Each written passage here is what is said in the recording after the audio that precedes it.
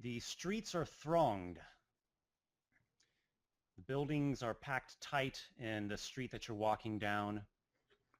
Limestone and plaster buildings, thatching slate rooftops, crowds pressing back and forth. It smells of horse dung, perhaps wine as well. And Razvan, you're making your way to a man named Amadin. Amadin is the wagon driver with whom you have been consulting recently. And you're making your way towards Amadin because he, in a long and prestigious line of the glorious profession of wagon driver, is going to be transporting you and some others to an eastern region of Palagos known as the Scarred Coast. You are making your way toward the house where you are to be meeting Amadin. The street is busy with all sorts of people going about their day-to-day affairs. You see a group of soldiers that are moving through. They dismount from their horses, lash up the horses. They step inside a tavern for a drink of wine. They're chatting amongst each other. They're speaking about one of their fellows, Brice.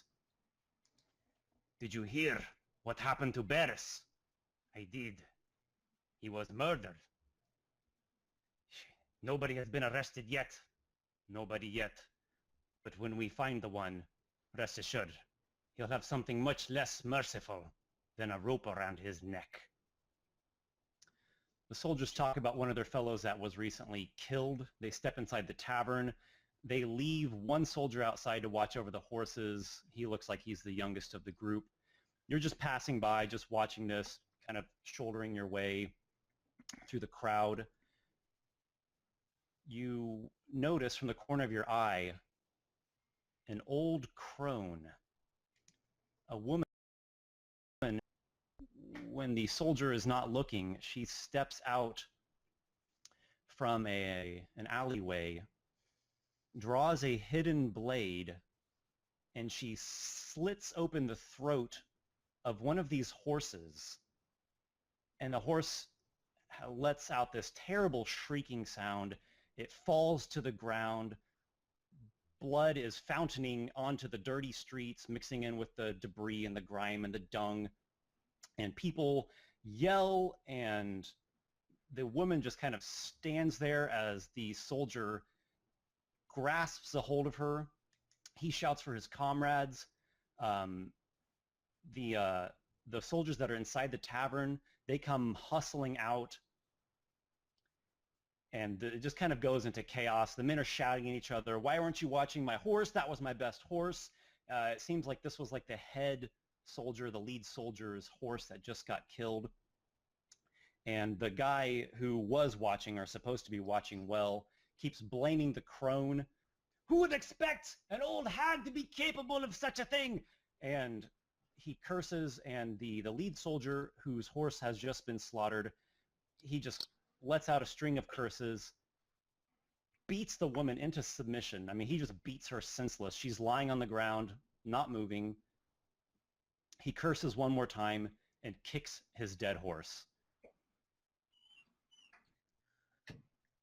My first instinct going down this road is I try to keep a very low profile with myself, but I'm extremely interested in what's going on. So I would try to get close enough to make sure I didn't miss anything on her particularly. Is there anything about her that might stand out as special to me? Her hair color is a bit unique. It's a sandy turning to gray. It's a lighter hair color. It's not unseen or unheard of, but it is rare for these areas. A lot of people have darker hairs and darker complexions. Otherwise, there's not much else that you noticed. She looks like she could be any old woman from around these parts, and the soldiers are, their blood is up, and they're shouting at people to get away, and they're trying to figure out what to do with this mess of a horse, and they take this unconscious crone, and they're trying to mount up, and they're trying to get out of there, and they're trying to just get people out of the way. So you're kind of there observing or gawking, and one of them even, shouts at you, "You, get out of here!" Of course. I am sorry. I slowly back away and then turn and try to just not so much get in the way. Hmm. Now this isn't common in the city, I take it, by the uproar. Because I mean, if there are horse killers walking around on the day-to-day, it wouldn't really stand out to me. Absolutely not common. Okay, I wouldn't assume so. So you don't make a fuss. You continue on. No, I would continue on, but I would try to keep mental notes of what I saw and see if it comes into use later on. It's vivid in your mind, absolutely. Yes. You make your way, you pass through a couple more streets, you take a turn, you come to a building that, it's actually a house, and you step inside.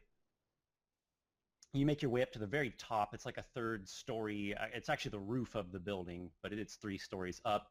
And up on the roof is Amadon. He's been waiting for you. He's a chubby fellow. He's wearing a felt cap and has a sweat-stained tunic.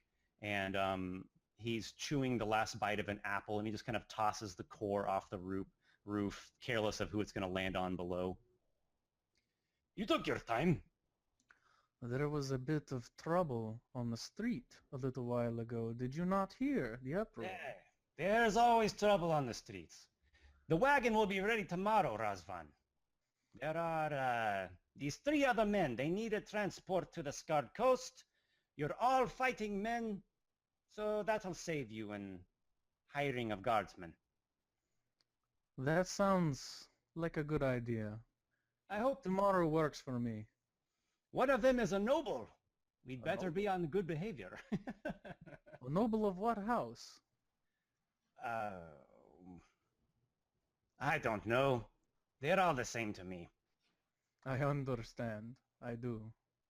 You really think you're going to find this pirate's treasure? It is the only reason I would go to the scarred coast and leave my sister here.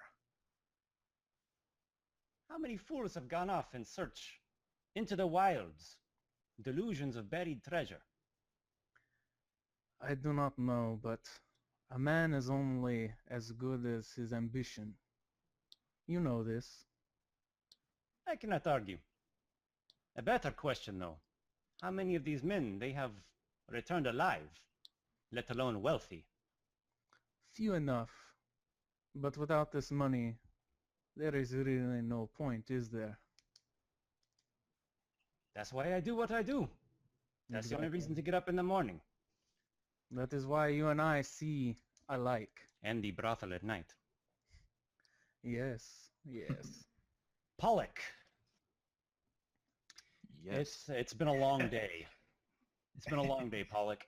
And you've been working at your workshop, at your blacksmith workshop as it is. And somewhere along the lines, you let your mind wander, and within the flames of your forge, you see something vague at first, but it clarifies within a few moments.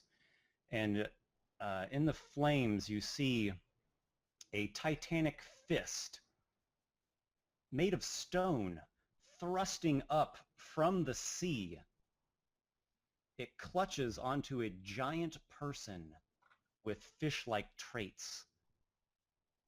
And time is a strange thing in this vision. It's as if eons pass before you, and this passage of time and weather bear upon this fist of stone and this aquatic giant, and primeval evergreens grow and lanterns shine in the trees, all sprouting from this stone column, and below it are crashing waves, and you feel as if you are suddenly hurtled toward the center of this fist, and you see a triangle inside of a square, inside of a pentagon. And then there's this loud clanging sound, and you realize you just completely ruined the blade that you were working on. Oh, not again. It was the sparks that kind of brought me out of the vision. The sparks from the blade in the pit got far too close to my own face. So I'm both clutching the right side of my face, trying to remove the pain of the heat from the sparks from the side of my face, and I almost secondly notice, oh no, the blade, and I try to reach in to grab the blade and pull it out, and clumsily I burn my hand on the edge, the red hot steel edge of the blade, and it clangs on the floor, and I kind of collapse sitting there holding my pained head as this migraine becomes onset. Ouch. Yeah. It takes some time, I imagine, for you to recover your head. Your hand's probably still ablaze for quite some time after that. Yes. Eventually your day's work, or anticipated day's work, has concluded, and you are doing whatever ritual it is that you do at the end of the day. I don't know it doesn't sound like you're a very tidy person, but whatever. You finish up, and you're making your way back to your home, your family's home. Your extended family lives all together as any common family would here in Vitus. And halfway there, you are met by your parents, your mother and your father. Gabreto, Talur, your father, and Kami Fancia, your mother. Your mother actually leads your father. She's the one who has kind of these sandy curls. That's her side of the family that you really get that hair coloring from. She leads your father. He's been losing his eyesight for a long time. But you're their eldest child, and they're kind of rushing through the dwindled crowds of the street, and they look, they look in complete despair. Pollock! Pollock! What is it? As they kind of approach, I assume that, as per usual, they notice that I've injured myself. I assume they interrupt me and tell me what's going on.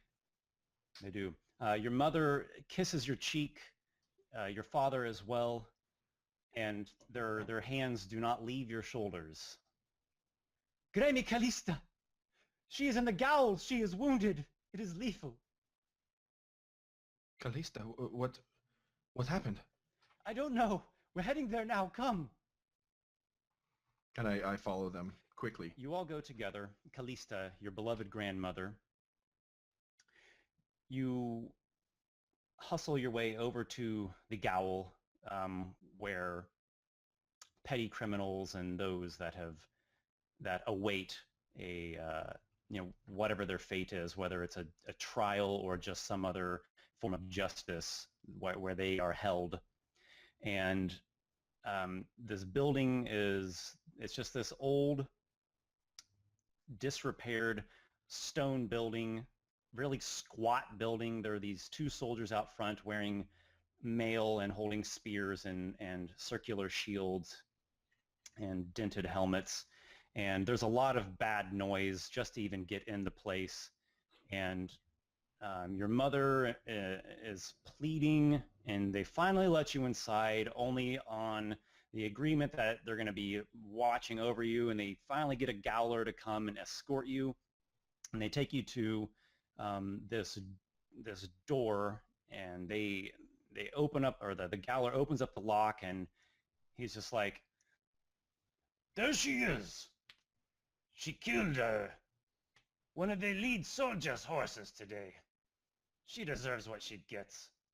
He just kind of spits there on the ground, and your grandmother's she's just crumpled, lying there on the stone floor. Is there anything separating me from her? No, he's opened the door. There's nothing separating you, and you see that she has a lot of blood on her hands and her arms. I would probably foolishly sprint toward the person who was, or attempt to sprint toward the person who spat on her. And the Galler did not bastard. spit. He did not spit toward her. He just kind of spat away. Oh, my mistake. Okay. Well, instead I just give him a look, a curious look, like as if to say, "What's going on?" Your mother rushes into the room, and your father, he kind of, feels away, and, and he's holding onto your arm. It's very dim down here, so he probably can't see a thing. And you all huddle around your grandmother, and you can tell she is dying just right in front of you. And she's... No, Callista. Callista, wake up.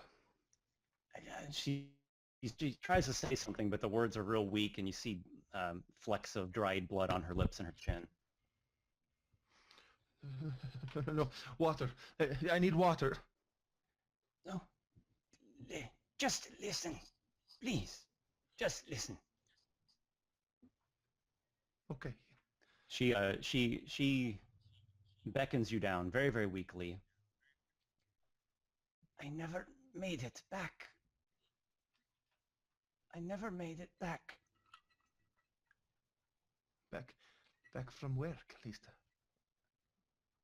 I never made it back to Paralia. Please, go there for me. 3, in 4, in 5. It must be true. And that's it. She goes completely stiff. Or not stiff, but she goes completely limp. And we weep. And there is much weeping, wailing, shrieking. Your mother, she's utterly distraught and just totally breaks down in front of you. Your father, who has, for the most part, been a very stoic fellow, even he's visibly upset. Magos, you arrive at the wagon on time. The driver is late. There's one other person there. He's a pale fellow, and he looks like he's really on edge. Interesting. By the way, can you guys hear me? I just changed that to my microphone headset. Yes. Yes. Excellent. All right. So I see this pale gentleman. I'm wearing these very lavish Palagosian robes. Well, actually, Magister's robes that come down to just above my boot, the tip of my boots. And I'm not an incredibly handsome man, but I'm definitely not ugly either. I've got short black hair and a full black beard. And so I see this pale man, and you said he's standing right next to the wagon? He's there at the wagon, and then this will be Alexander here, if you want to describe what Magos sees. I am, you can't see much because I have a very dark cowl over my head. Or not cowl, but hood over my head. Just covering as much as I can. Everything I'm wearing is black, very shadowed. But from what you can see, I have shockingly gray hair for my age. And these deep, deep, deep blue eyes. And I'm just frantically looking around, making sure that something isn't near. Something is near. It's my character. He comes No, up no, to no. you. Not you in particular. It's clear that he is looking over his shoulder, looking left and right, as if to make sure no one is paying much attention to him. And Magos, just right before you approach the wagon, you hear the voice of Galades behind you, and he says, May the Divine Father guide your stead. May the guileful sister grant you cunning. Oh, not teaming in. Did I hear that? You didn't. Make a perception check. 4. Wait, no, I'm good at that, so perception would be a wisdom, that's +1, so yeah, that's a 6. You heard nothing. Yeah. Magos, do you reply? Do you do anything in response to Galates, or you just walk up to the wagon? I do say something to myself, kind of. I'm like, oh, well, not you again. And Alex probably hears me and probably sees me talking to myself, probably other people as well. And then I realize, oh, yeah, he's invisible. So, so you two have made it to the wagon. It's lashed up. There's no horses. There's a few other wagons nearby. It's a station, I think is the best way to call it. And so there's other people there. There's pages and officials going about their various work. There are laborers loading and unloading things, and there are people arguing over terms of contracts. But your actual wagon is not yet fit to make a departure. Yes. But you see each other. You're both there now. Well, I go up to Alex and I ask him, I say, excuse me. And I see that he's an elf. I'm like, oh. I kind of jump, and I'm like, yes, can I help you? He says, oh, you are a different looking man. I do not get to see your kind of... Do you have a problem with elves, sir? Until wagon. I find them quite fascinating, actually. I don't see enough of them as I wish. Ah, well. Are you looking to take the wagon also? Yes, I have some business, some important family matters to attend to. What else do I see on you? Yeah. And I would actually cut you off, and I will say, yes, well, you best keep to yourself. You're a pretty jittery creature. Not normally. I'm gonna make an insight check on him to see get an idea of what his motive may be, if that's all right. Roll away. I got a 18. Would that be a bluff check for me? If you're trying to hide something, I think so. Yeah, I'm gonna try and hide something. It's like deception. Oh yeah, deception. My bad. Mm-hmm. Yeah. That's not where I would like it to be. Sorry. So yeah. I guess I'll tell him what he can kind of gather from me. Yeah. Okay. He's he's not exactly happy with where he is. He's trying to hide something from you that he did something bad. Look, my friend, if we are going to share a wagon ride for many miles, we must be honest with each other. Yeah, I just want to get away from here. Very good, very good. We are supposed to be meeting 2 others. Calm yourself. Perhaps we will make a stop at the brothel on the way there. I have no need for brothels. I'll just whisper that to myself. Okay, Magos, I'll award you 25 experience points. You know that this guy is hiding something, and you've seen shifty criminal types before, and you would bet money that he is one of them. A bit of time passes. This wagon driver, this somewhat rotund, sweaty man in a felt cap named Amadon arrives. He doesn't even properly introduce himself. He just kind of goes inside the station and starts yelling at someone, and they're yelling back at him. And eventually they come back, and a couple of grooms come out with these 4 horses who look decent. There's one that maybe has walked one too many miles, but overall they seem like they'll do. 2 other gentlemen show up in this time, and that would be both Pollock and Razvan. If you all want to, or if you 2 want to describe what the others see of your characters. Okay. Pollock, you'll see him, shoulder-length hair, Nice. graying early. he takes after his mother. And slung over his shoulder is a massive bag, just a large brown bag that's it's slung over his shoulder, but it's still kind of dragging on the ground a little bit. And he walks over to kind of this location where everyone is. There's a wagon here, correct? Absolutely. It's being loaded presently. Great. And he just lifts this massive bag and throws it in the wagon, and it kind of clangs. There's a bunch of metal, some sort of metal objects inside of it, and he just lets out a breath and wipes the sweat from his brow and looks over at this other person that has just arrived with him, alongside of him. What does he see? Razvan is not a very tall individual, but he's extremely lanky and thin, with very thin and long fingers. He wears a wide-brimmed hat and a coat that looks like it would be a little too heavy for the current temperature. He's extremely pale, and oftentimes you can catch him like coughing into his hand. He doesn't seem to be the most fortuitous guy that you would know, but he doesn't seem disrespectful when he approaches. He nods and pulls the brim of his hat.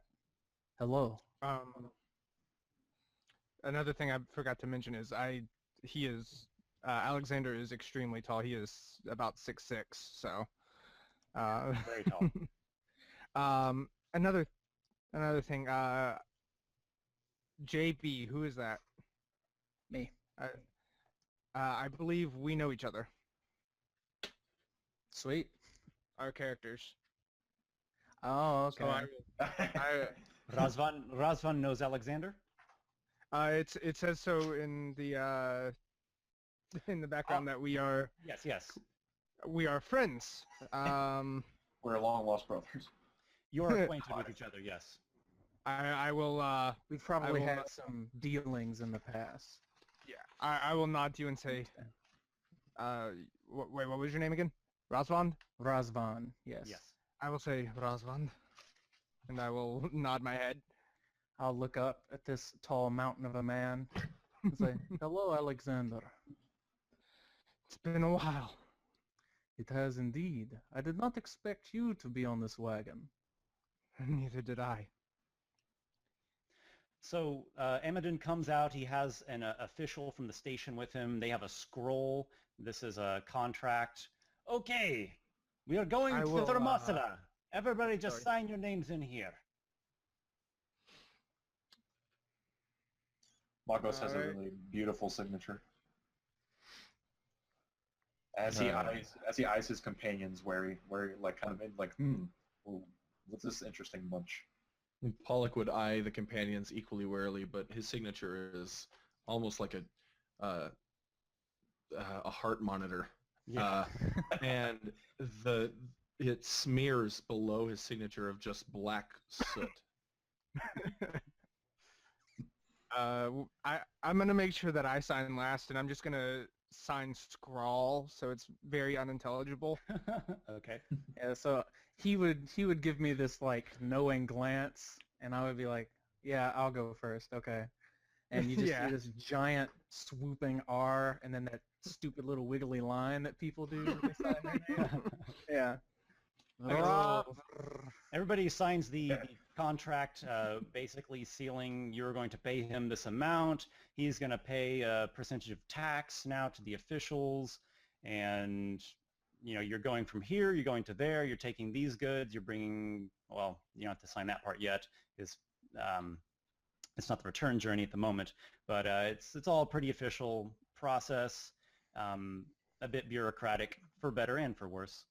And of course, it also assures Amadin a bit of assurance that should he end up dead on the side of the road, they know who he was with last. Yeah.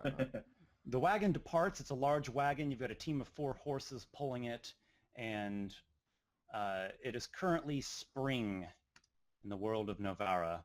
And here in the Solstice Highlands of Palagos during spring, the days are warm, not too hot. It's fair, and the night times do become cool, and it is windy, and there are craggy, rocky areas, and there are scrubby areas, and there are plateaus, and it's overall a pretty rolling, semi-arid landscape. And you're just on the back of this rumbling wagon that's plodding its way along. The journey in total is going to take 8 days, and it rumbles along through this road east out of Vitus. It's not the largest highway in the world, but it's a maintained, protected, and traveled road. You enter some hills, you pass through a town, you pass over this gorge, and there's this gigantic bridge that spans this massive gorge. The largest bridge you've ever heard of. You guys have maybe seen this bridge before. You pass over this huge gorge that may be terrifying or thrilling depending upon your temperament. Well, sorry. No, go ahead. I was just going to say, anybody who is watching me would notice that as we're getting further and further away, I am getting less and less tense. Yes, about and I get, as we get about a days away, I would start smiling again. I was just going to say that. I'm sorry, I didn't mean to interrupt. No, you're fine. You're feeling a bit more at ease now that you are beyond the walls of Vitus. Absolutely. Here at the edge of the highlands, there's another very small town. There's a long descent that slopes and winds its way down. You pass for a few days through the Sage Steppe, which is a much warmer area, much rockier, much more arid. That's probably one of the less pleasant areas in terms of temperature, though the scenery is pretty interesting, especially at sunset. And this is just rumbling along for day after day after day. At one point along the journey, Amidon, the whole time he's just been drinking wine and belching and cracking jokes. I have to ask him. So you were going to tell me what was troubling you. Remember, my friend? Are you talking to me? Alexander. I'm talking to Alexander. I never said such things. But if you must know, I did some things that I'm not a good person. Let me tell you that. That's all I will say, and let's leave it at that. Oh, there's no trouble there. Here, have some wine. I did bring wine with me. Of course. I don't drink. I don't drink. That is very suspicious. Yes, you don't go to brothels and you don't drink. That's a problem. I drink, and Pollock pulls a chalice out of his kind of satchel and holds it out to be filled.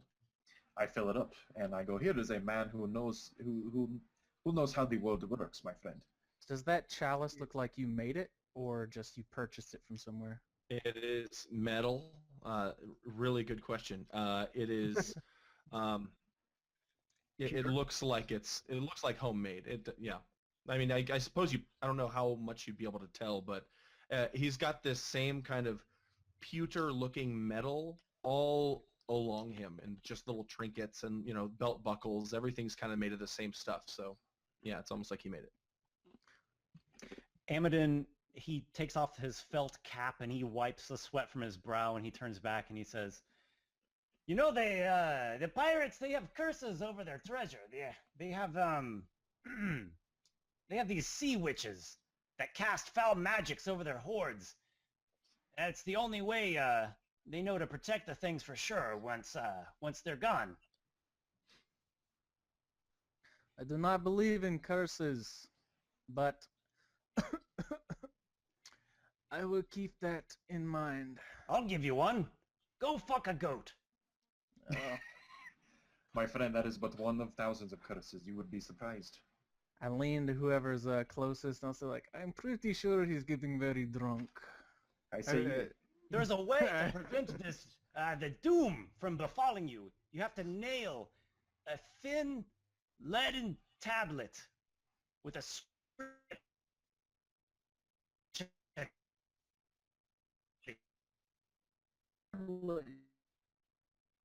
Magos laughs. Oh, sorry.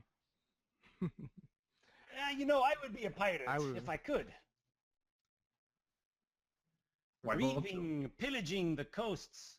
It's brutal work, but prestigious line. Fit for the strong and the capable. Too many years on the wagon perch has left me with a full gut, short on stamina. The whole time this wagon's been ricketing, you kind of see that Razvan's not really holding up too well. He usually doesn't say anything, but anyone who's really paying attention can see that he gets really quiet after about 5 hours on the wagon. It takes a toll on him. So when he does speak, it ends up coming out kind of garbled and tired. Magos says, Razvan, you're from Cyprus. How come you don't believe in curses? I do not believe in curses on treasure. I don't see the point in such things. Believe me, that would be the one thing that should have a curse on it. In our line of work, believing in curses on treasure gets you nothing. And how many thieves can you say live to be old? How Say many again? people do you know in general in this place do you know to get old? My bastard.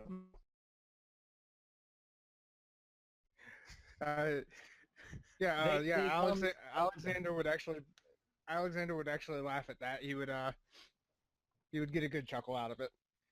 And Pollock's shuffling a deck of cards this whole time, kind of silently. Anyone who sees it can see it's a deck of seer's cards, and he's kind of taking an interest to this talk of curses and things like that. And he's shuffling these, and one of the cards falls on the kind of the floor of the. Oh, nice. Of the One of wagon these bed? cards, yeah, falls on the floor of the wagon bed and face up. Which card falls on the floor of on the wagon bed, Esper? Oh, nice. The card that you see is the tower. What does that mean, Pollock? And Magos sees this too. I know what it means.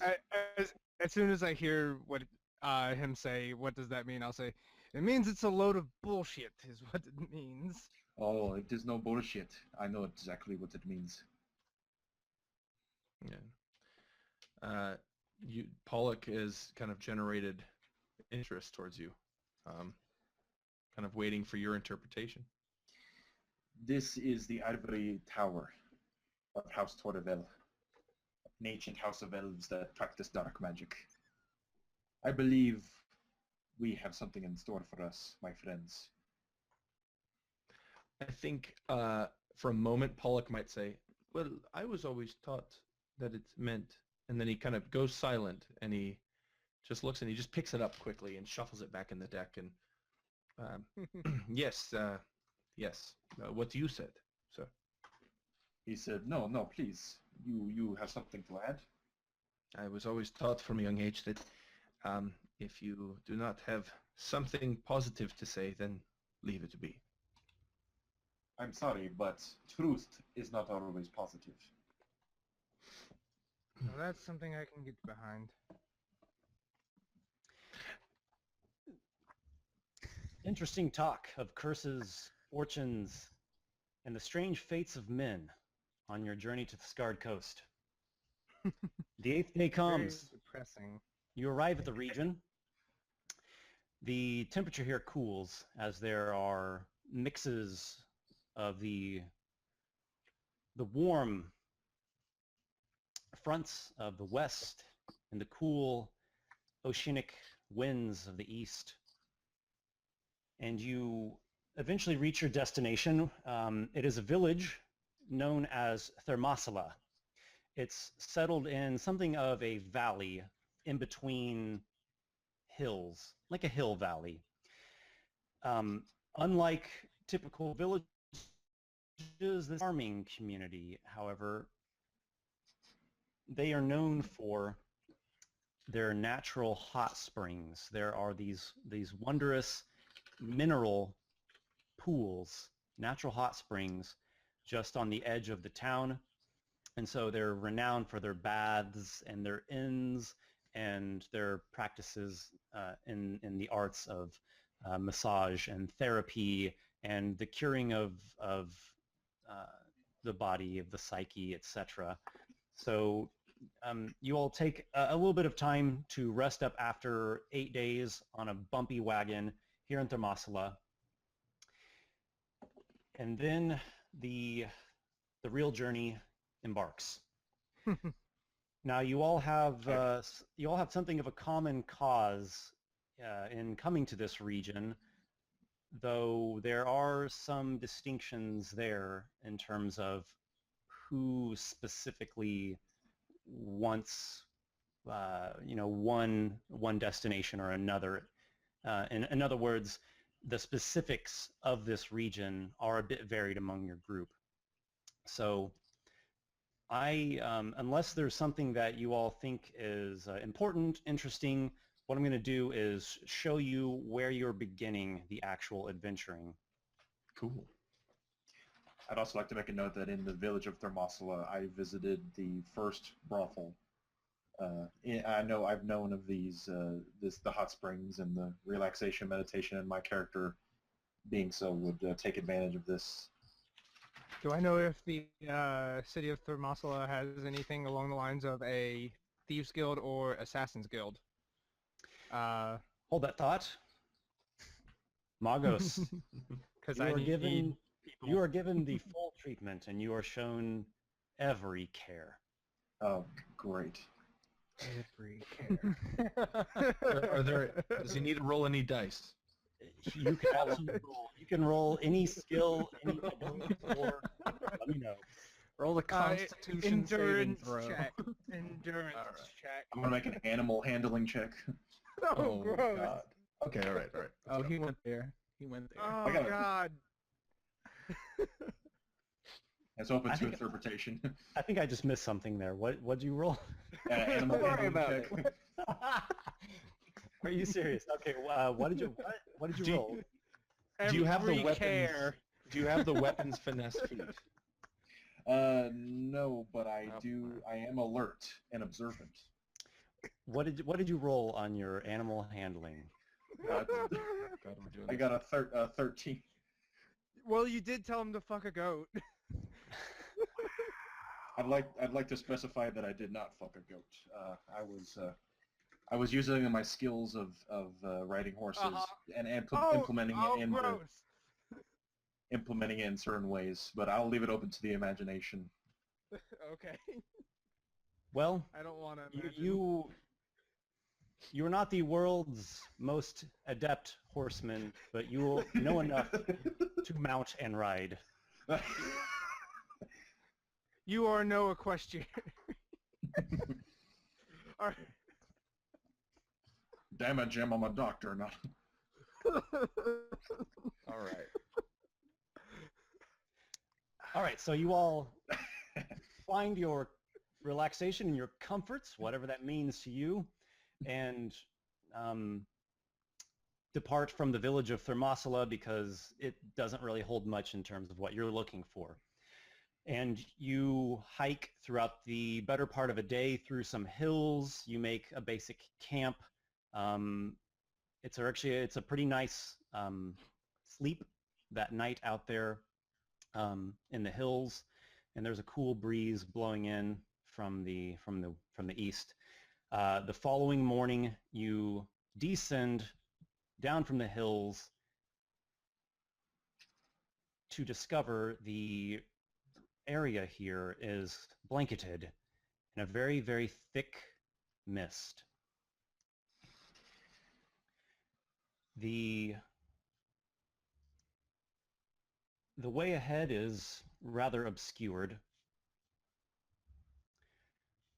On the verge, the edge of this shroud of fog, there is a tree. It is a very large tree, and there are crows perched in the branches of the tree, You count them out. There are 8 crows, and they stare at you as you approach. And I mean, they still do little head cocks and other avian mannerisms, but they don't scatter. They watch you all, and as you get close enough to this tree, you can see that each of the 8 crows has something in its mouth, in its beak. Can I take a closer look? Absolutely. Or would that require me to get out of the cart and...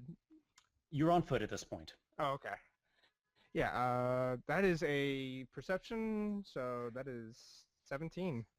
Okay, so you come to the point where you're just underneath the branches of the tree, and you see the various crows that are situated on different branches, and you look and you squint your eyes or whatever it is that you do, and you make out these tiny little things being held in their beaks.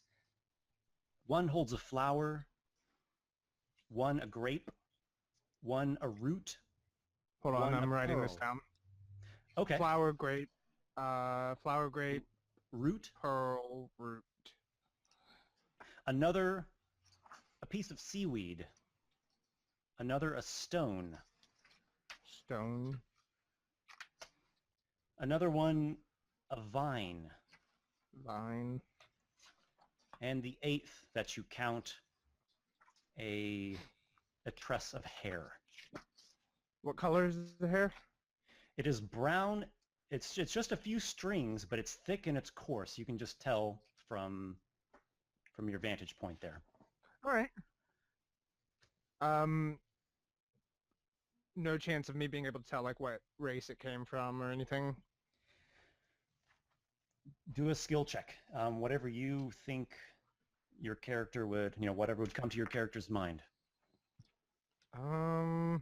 Definitely not stealth, so investigation or... Yeah, I guess I'll go investigation.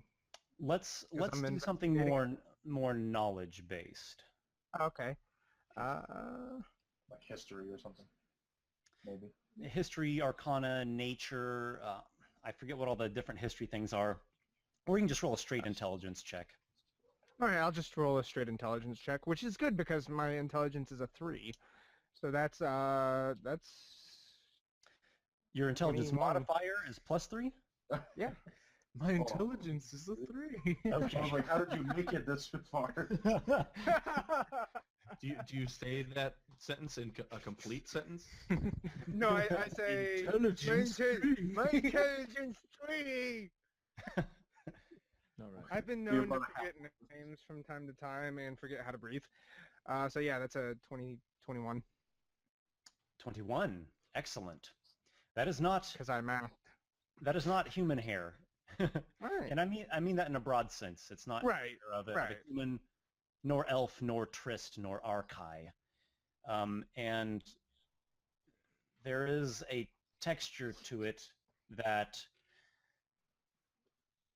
you would guess is giant's hair. Ah. You see, I knew eventually I would find something that was interesting about that. Yeah.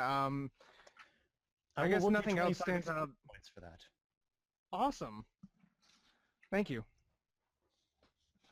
As we're approaching this tree, Razvan would look a little worried and quite spooked by it, but more interested than anything. I He would will just also say, let everybody know, guys, that looks like it is possibly giant's hair. Oh, sorry, I forgot the accent. Ruffles its feathers. As I say that? Sure. Oh, I didn't know if it was like responding to it. I was like, that's not a normal crow then. What do you make of this? This is strange. In my time going around the world, do I know anything about giants in this area? Like, you know that history? they're big. You know that they're strong. You know that they're dangerous. They have a much more crude and barbaric way of life. If you want some specific pieces of information, I'd be happy to give you a couple. On a knowledge roll or a history roll, I guess. Oh, I'm sorry. That was Alexander that had made that roll. So you can consult with Alexander, and he can tell you a couple things. If you guys want to phrase it as a question to me, you know, what giants live in this area, what weaknesses would a giant have, what language do they speak, you know, any kind of question, and I can relay those as a couple pieces of information that Alexander knows. And you, Razvan, you are also welcome to make your own knowledge check to see if you know some additional pieces of lore. Well, my first question for myself is, what do I know about like the area? Like, are there a lot of giants in this area? Oh, there are many tales of the hill giants that live in this area and in other hills of Palagos. I don't like giants. You know, being someone of relatively large stature, seeing someone that much bigger than me is very frightening. It is very frightening.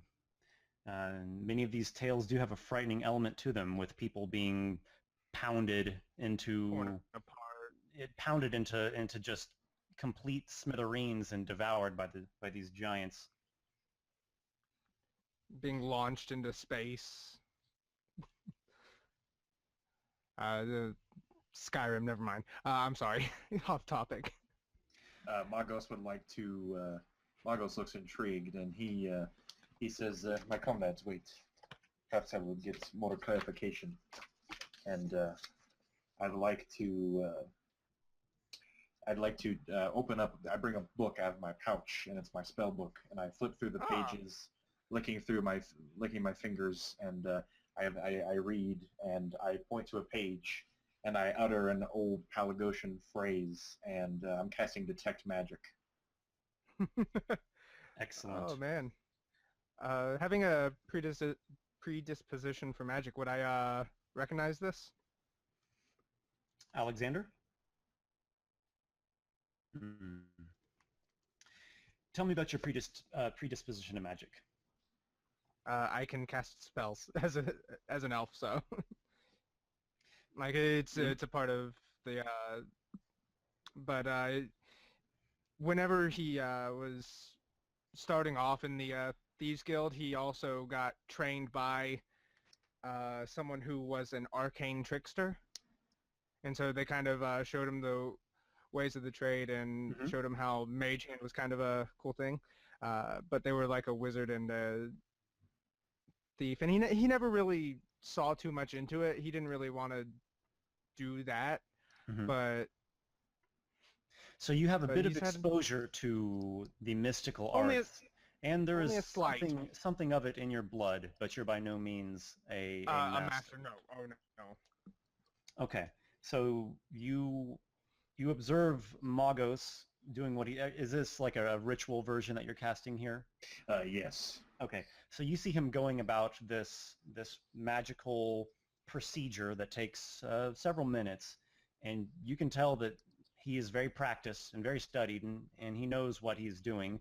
You don't particularly feel unsafe in this procedure that he's going through, though it is... clearly magic. It's... Well, it's nothing that's breathtaking. It's mainly just him reading out phrases and concentrating. Okay. There's not really any. There's no blatant effects. No, no. It's actually an internal thing. So you see nothing except for me chanting. Right. But no, you're the only one that sees the auras. Yeah, if even that really. Do I sense anything? Do I see anything? What do I pick up from this? I'm pointing my efforts at the tree specifically. Sure. I'm just saying because he would have a reaction to seeing someone cast magic that would probably be a little bit different than the average person's. Okay. What, and describe that to us if you would. He would be less fearful and more questioning about it. Like he would probably want to get in closer with someone he knew was a mage or a wizard. And Magos, how does that strike you? Does it stroke your ego? Do you find it just a common thing because you are a magister at the university? Is it irritating? Oh, whoa. That's an interesting question. I don't do magic in front of a lot of people, so I haven't really had this problem. For the most part, I use it just to swindle people and enchant them so they don't even know that it's happening. So it's a kind of an unfamiliar thing, but this is the first time I've ever been in a situation like this. So I don't know. Go ahead. Sorry, Cody. No, you go ahead.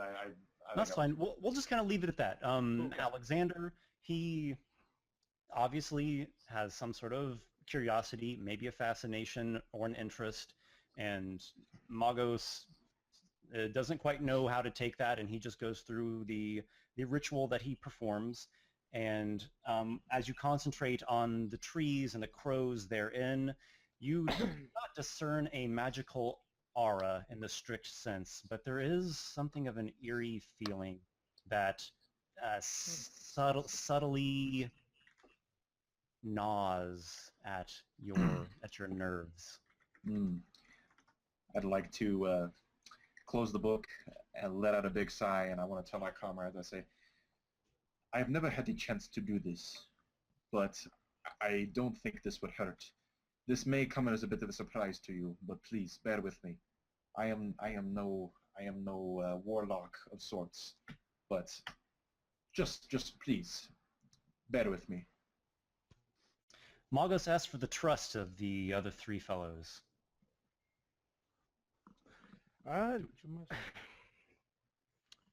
Just as long as you're not hurling fireballs at me, I'm okay with it. I won't be hurling them at you. Oh? The way he posed that statement kind of just catches Alexander off, and he gives a little smirk back at him. Magos chants these old words, and from his hands come three, I want to say probably wheel-sized fireballs from his hands that all strike into this fog as he's trying to see if there's anything out there, see if it causes any kind of disruption. But he shoots these three fireballs into this long wall of mist, if you will. Okay. Magos, you conjure your sorcerous flames, you hurl them out into the mist, and they are like torch lights flying through the white ethereal blanket into an unknown result. Well, that did not seem entirely successful. And I say that trying to keep my composure, because I'm not super familiar with magic. I mean, I've known of mysticism a little. Sure. But like to see something like that would be a little shocking, but I'm a very reserved person. I guess the closest thing you would have seen is whenever we did our job, whenever I was using Mage Hand. Even that was a little freaky, so yeah. Yeah, there's definitely a moment where Pollock kind of stares at Magos, and after a long moment, he's looking at the tree, and he's looking at the crows, and they're all still there, correct? Absolutely. And kind of like in a great... I'm sorry. No, go ahead. I'm so sorry. No. No, that's all right. You continue out. I can go right after you. It's fine. Okay, that's fine. I thought you were finished, so... That's fine. He's had these numbers just kind of being repeated in his head, and sometimes in soft whispers, 3 and 4 and 5, and 3 and 4 and 5. So I guess, he's looking for anything now. He might even look at the 3rd, the 4th, and the 5th crow from the left to see what they're holding and see if it makes a difference. Maybe he's just going crazy. He's beginning to even wonder, like, what am I doing out here? Very nice. Sure. So you're counting them going from left to right, and the 3rd, 4th, and 5th crows respectively hold a pearl, a piece of seaweed, and a stone. And I kind of, and Pollock kind of held his hand up like, wait, 1 second. And then after seeing it, he kind of, it's nothing. Never you mind. Something that I will give to you, Pollock. This place, Paralia, that your dying grand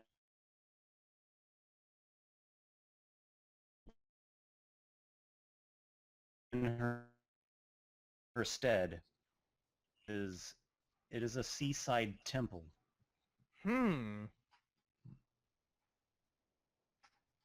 Okay. All right. I don't suppose anybody else has any bright ideas, or perhaps this is just an omen for those of you specifically who don't believe in them. I believe in all omens.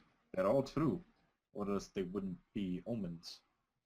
So as soon as Beg your pardon.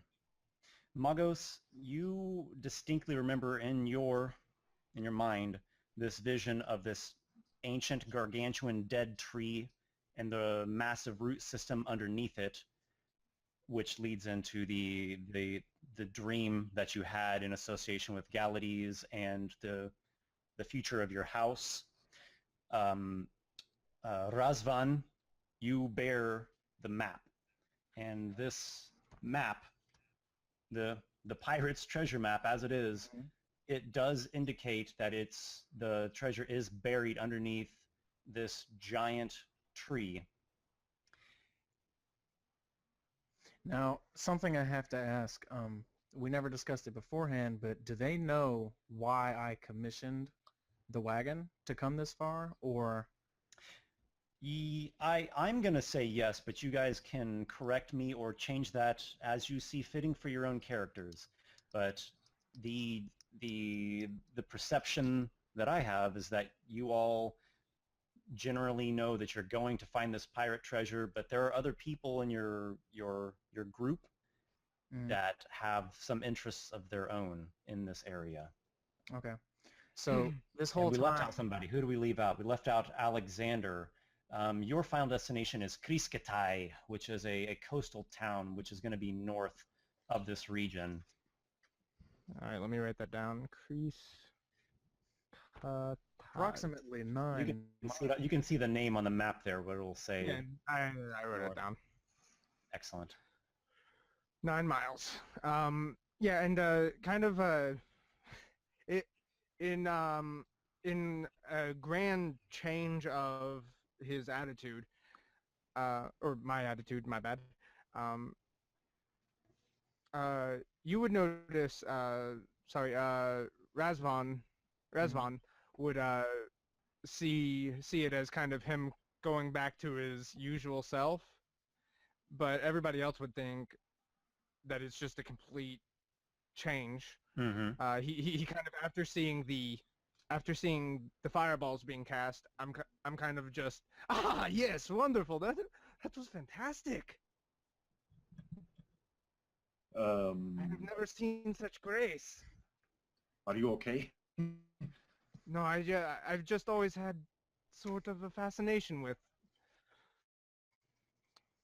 Yes. Yes, There's some sort of oil and a spark.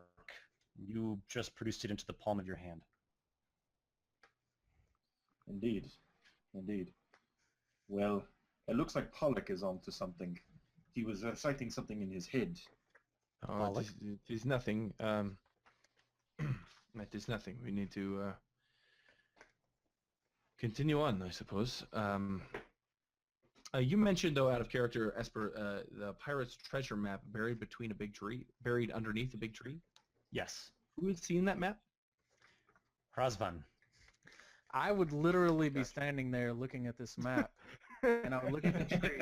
Fireballs. We're shooting fireballs. We're reciting mystical lines, and you're like, look back at the map. It's like that's giant.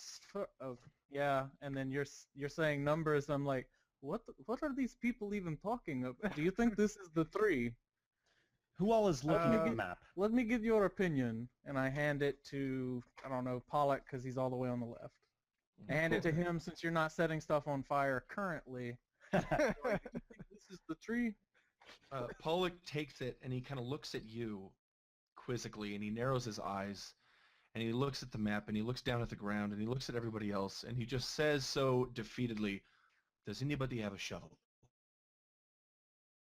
My Pollock, my if I may interrupt, roll an investigation check. Okay. Sweet. I don't have that. All right, let's do it. I wish I had Oh, conjure man. shovel. Straight while he's- D20, and that is a 6. Anybody man. else? Is anyone else studying this map along with Pollock? Yeah, I'm gonna come over and study it. I would hope I'm- that I would have studied it quite I would- extensively. I would have Because- already seen it in the thing. I'm assuming as we are, sort of friends, you would have shown it to me. Sure, if you want to come look at it right now. Yeah, well, investigation is one of the things that I'm pretty good at. I get to add my proficiency bonus, right? As long as you're proficient with it. Yeah, I'm proficient with it, so that is intelligence plus. Okay, so that's 19. Okay. I So rolled a Pollock- 21 as well. Pollock's asking if anyone has a spade to begin digging, and while they're doing whatever that is, you're studying this map, and you're certain this is not the tree that the treasure's buried underneath. This tree that the map is showing, this has to be farther out.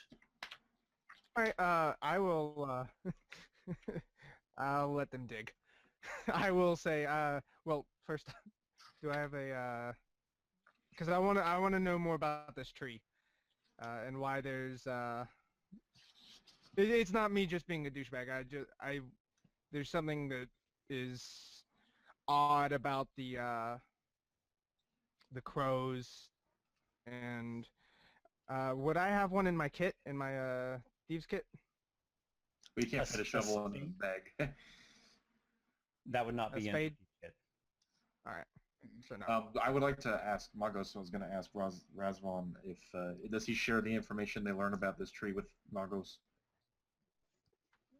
Me, yes. I would say, I do not think this is the same tree that I am looking for. I do not see why we are spending so much time looking at birds. That's what Magos. Magos says, he's got a point. Omens are omens.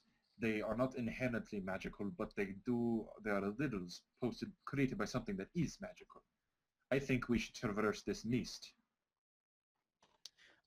Another detail, Magos, is that the tree you saw in the dream was certainly a dead tree, old and dead. This one here, while it is a good-sized tree, it's not ancient, and it is certainly not dead. In fact, leaves adorn its branches as you look at it. I described to the other guys my dream, and I described that this tree does not match what was in my dream. Well I then, have prophetic dreams. if you must, then let's continue.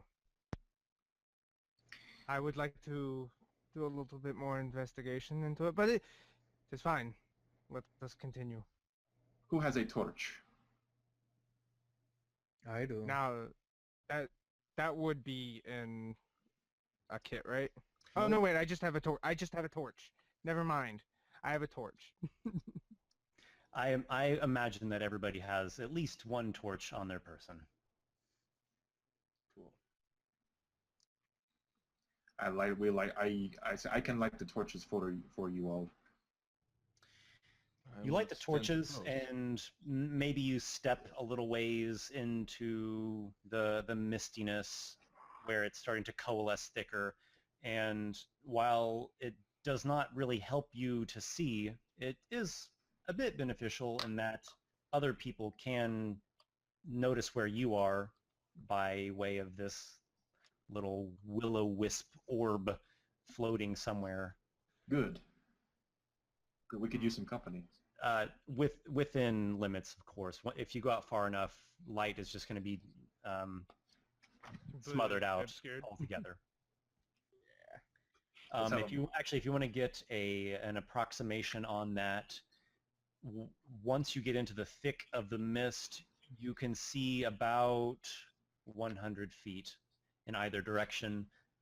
You can see the sky. The mist isn't that high, but in terms of looking around you, you can see about 100 feet, and even then it gets hazy. Very cool. Very cool. We'd like to set a marching order. I'd like to establish who's where. I'm in the back.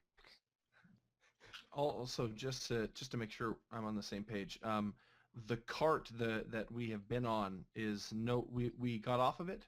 Correct. The wagon Okay. and Amadin are in Thermosula.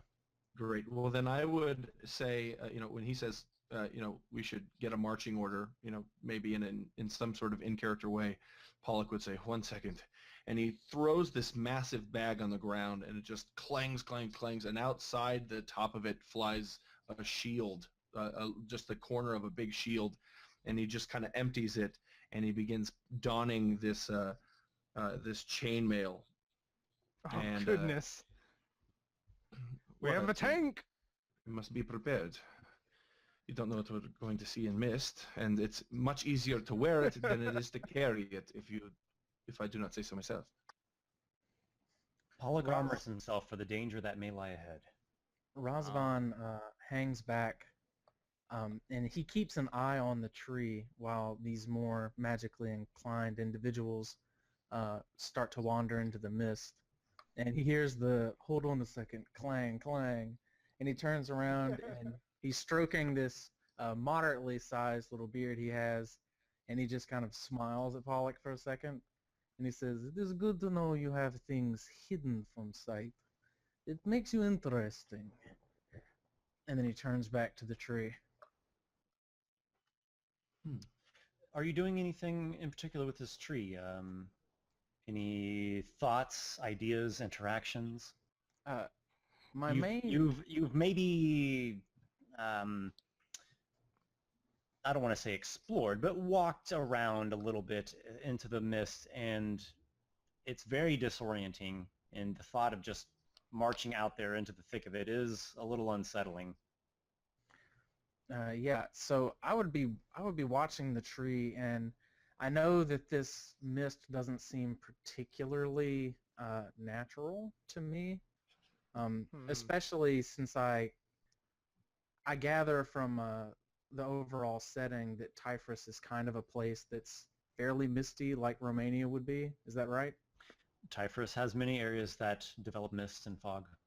So I would assume that this is nothing like I have seen before, yes? It's fairly similar to what you've seen before. Okay, fantastic. So it wouldn't be spooking me out, but birds that don't fly away would be.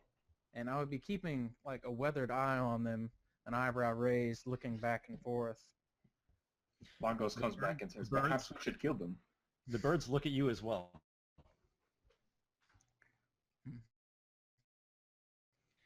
Perhaps we should kill them. Final answer to a question we do not fully understand. They are birds.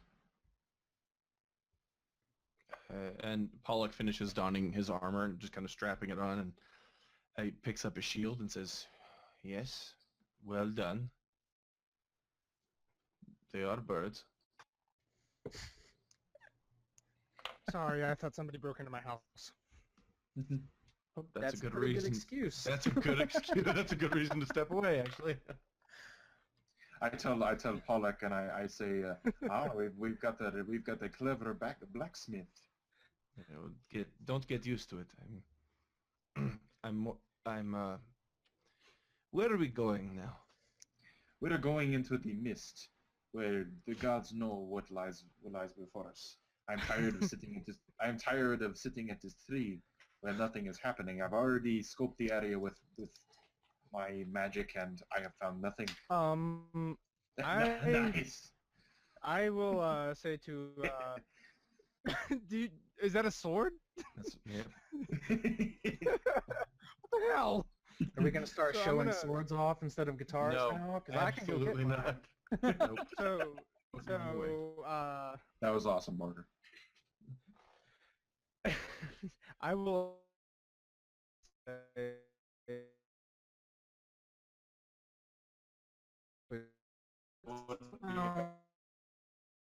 What is your idea?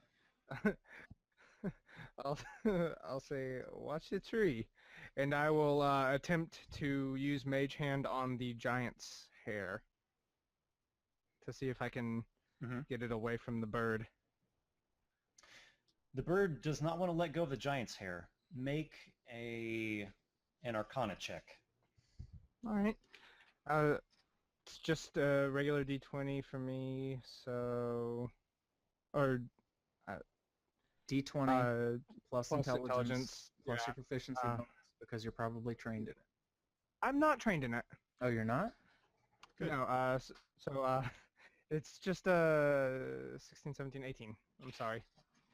18. You rip the giant's hair from the beak of the crow. It caws, it flutters its wings, it flies away. It doesn't fly into the mist, though. It flies in a northwestern direction, cawing as it goes. Where does it look like it's heading? Geographically, anyways. I don't know if I have a specific answer for that question. It is heading right, northwest, and it's avoiding the thick of the mist. Well, then It looks like it's never just kind of mind. leaving. It's just kind of leaving the area that you all are staging.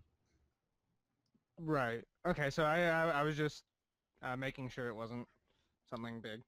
Magos seems to be getting very impatient. No, and- now that Pollock's ready, Razvan would be like, Alexander, let's go. Magos says, if you try to tickle another bird, I will burn them all to a crisp. Very well. Let us continue. Very good. Okay, so if you would tell me how you travel in relation to each other and which direction you're heading. I'd like to. I'd like me and Pollock to kind of. I don't know. This isn't like a, like a line, but almost more like some sort of weird kind of box formation, I suppose. with me at the front observing, and Pollock kind of maybe with weapons ready, perhaps to maybe just in case something's out there, and maybe the other two kind of at the back, kind of keeping watchful eyes open. I suppose. Yeah. I will, I guess every 15 minutes do a perception check. Did you Every say 15 every minutes 15 minutes do a perception check? Not every 15 minutes, more Okay. like every 10. Well, we More can like every 10. we can safely assume that your characters are keeping their eyes and their ears open. Yeah. Though Like there may be moments in which it's ideal to specify that you want to roll something, or I will let you know. Would you like go ahead and Yeah, make a check. perception checks? Anytime I hear anything out of the ordinary, or the fog seems to be getting thicker, I guess we'll just anything that seems pertinent. Yeah, and I have a feat that allows me. I don't get surprised. It's called And- alert. So Oh, nice. Pollock's starting to get a headache, and he's thinking about the visions he started to have, so he would be terrible at perceiving things, so he won't see anything that comes out. He will be Alright. surprised. I'll keep his back. All right, so sounds like you've got I think Magos called it a box formation, fairly close to each other, and you're heading which way? Let's just go. Let's go east from the tree. Agreed. Classic direction. Classic East. An Yeah, excellent if that makes choice. sense. You all fall into a pit of spikes. Rocks fall, everyone dies. You said East. All right, so you orient yourselves heading due east.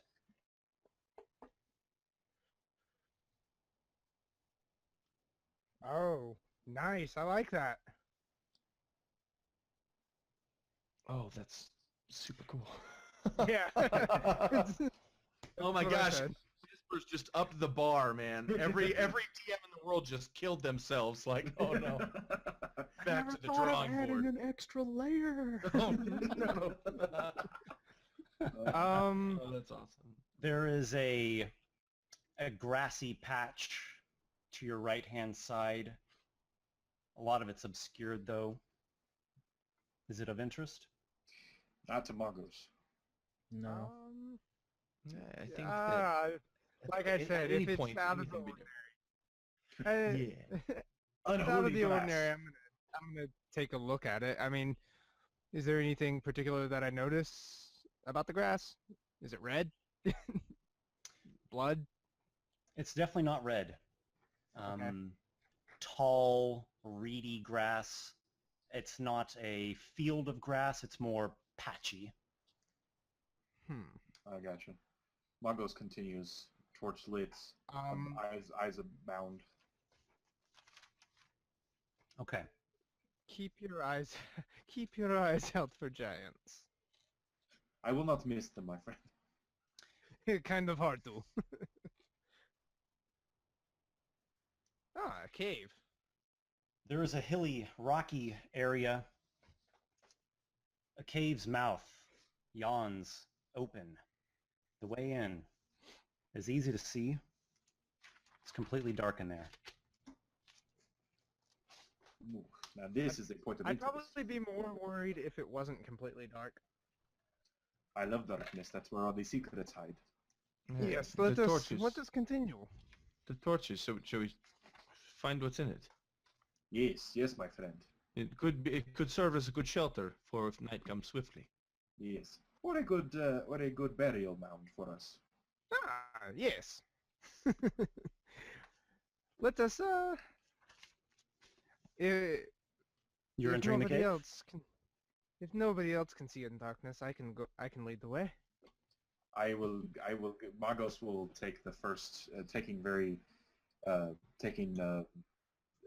slow but long strides. Okay.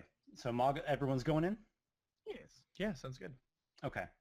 And just a quick note, I think it was Alexander. There is no such thing as a see in darkness ability for the playable races of the world. I will give you a low light vision if that's acceptable for you. That's fine. Okay. I'm fine with whatever you want me to have. Excellent. So you can see twice as good, twice Please as far. don't kill me. I'll try not to, but I can't vouch for the dice. Suck up. I'm not being a suck-up. I'm just saying, if you say the wrong thing to the wrong DM. Alexander, are you talking to this guy? Who are you talking to? Hey, y'all. Quit your prayers. Go into the Y'all, cave. y'all are the one who... Yes, I go into the cave. Enter the cave. The first cavernous chamber that you come to it's large. It's the size of a great hall. Oh. And you look around. Are all four of you bearing torches currently? Yes, as far as I'm concerned. I would No, not be. I don't have a torch. Razvan, no, and everyone else, yes? Yes. Alexander, no. Okay. So Pollock and Magos are bearing lit Oh. torches. I'm a dumbass. I will have my bow out. I would have my shield, so I couldn't bear a torch unless I'm holding it with my teeth, which is dangerous. And I've just burned my hand. I don't want to burn myself again. So no, we've got one torch. All right. Would you like me to Yeah, I've got tie my- a torch to you? I've got a longbow armed. So. Okay. So you all slink into this unknown cave. Magos, the sole torchbearer, he probably holds the torch aloft as to provide as much illumination as he can. Again, a large cavernous room. It looks completely natural. There's rocks and scree and the floor, the walls, the ceiling, they're fairly smooth. There's no stalactites or anything like that. I was just about to ask about that. So it's more or less a dry and spacious cave. There are some animal smells. Something lives or lived here at some point. You can just already smell it. It's not overwhelming, but you pick it up. do I smell any? Oh, I'm sorry. Never mind. Continue. There are 3 tunnels, natural tunnels, inside of this room, heading 3 different directions, like complete opposite walls. Classic. Seeing that it splits into 3 different ways, I would not want us to be caught unprepared. And I look at Pollock and I say, would you like to use my lantern? Pollock kind of holds up. It does not look as though you could hold a torch. You could light it. You could maybe find a place to set it. You could light a lamp or a lantern, and those obviously can be placed on the ground easily. Yeah, and Pollock would hold up a shield and a sword in kind of a motion like, I have no free hands. Pollock does not want to let go of his arms and his shield. Yeah. I seeing the 3 mouths of the different paths, I will take a coin, and at the mouth of each of them, I will toss it and listen to hear which one sounds like the deeper cave. Very well. So you go to the first tunnel, toss a like you're just flinging a copper piece down there. Yeah. Okay.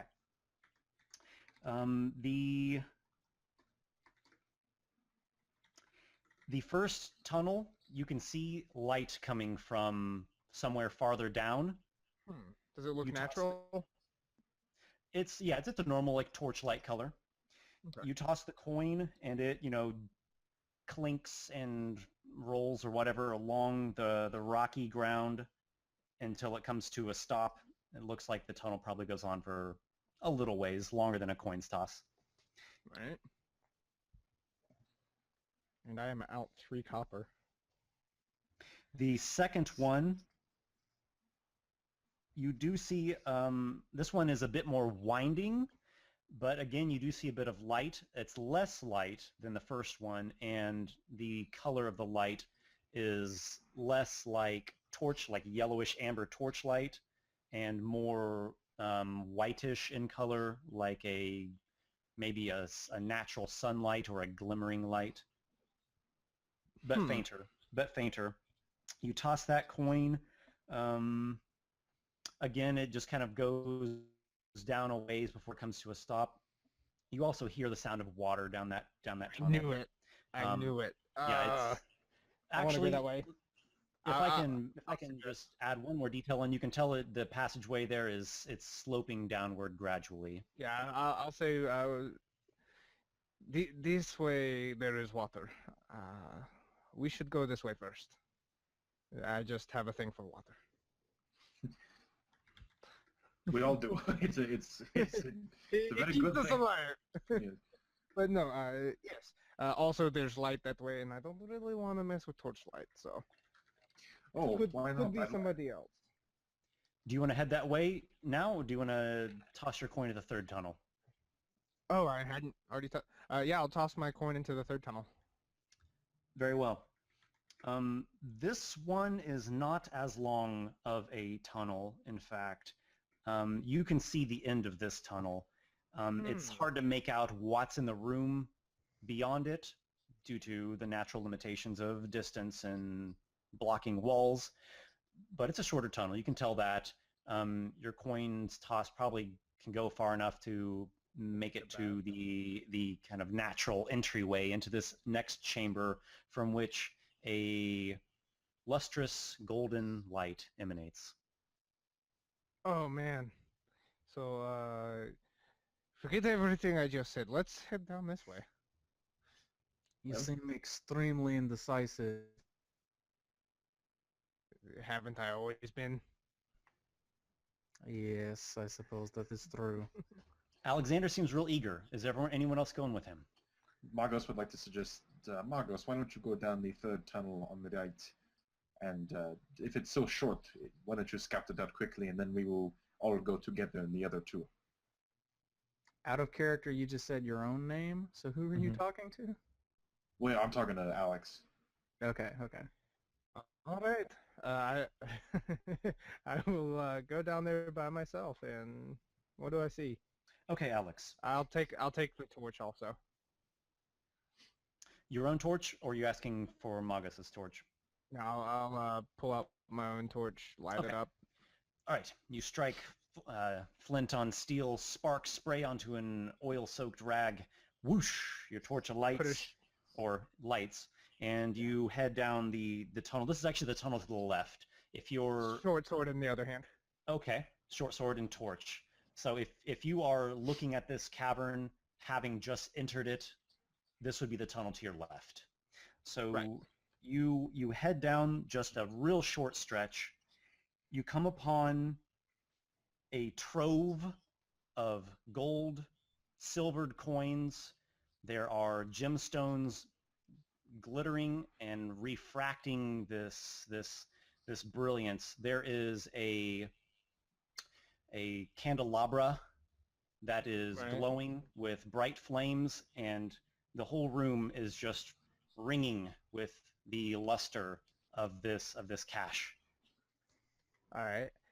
There's no mimics in your world, right? Or if there are, would I know anything about them?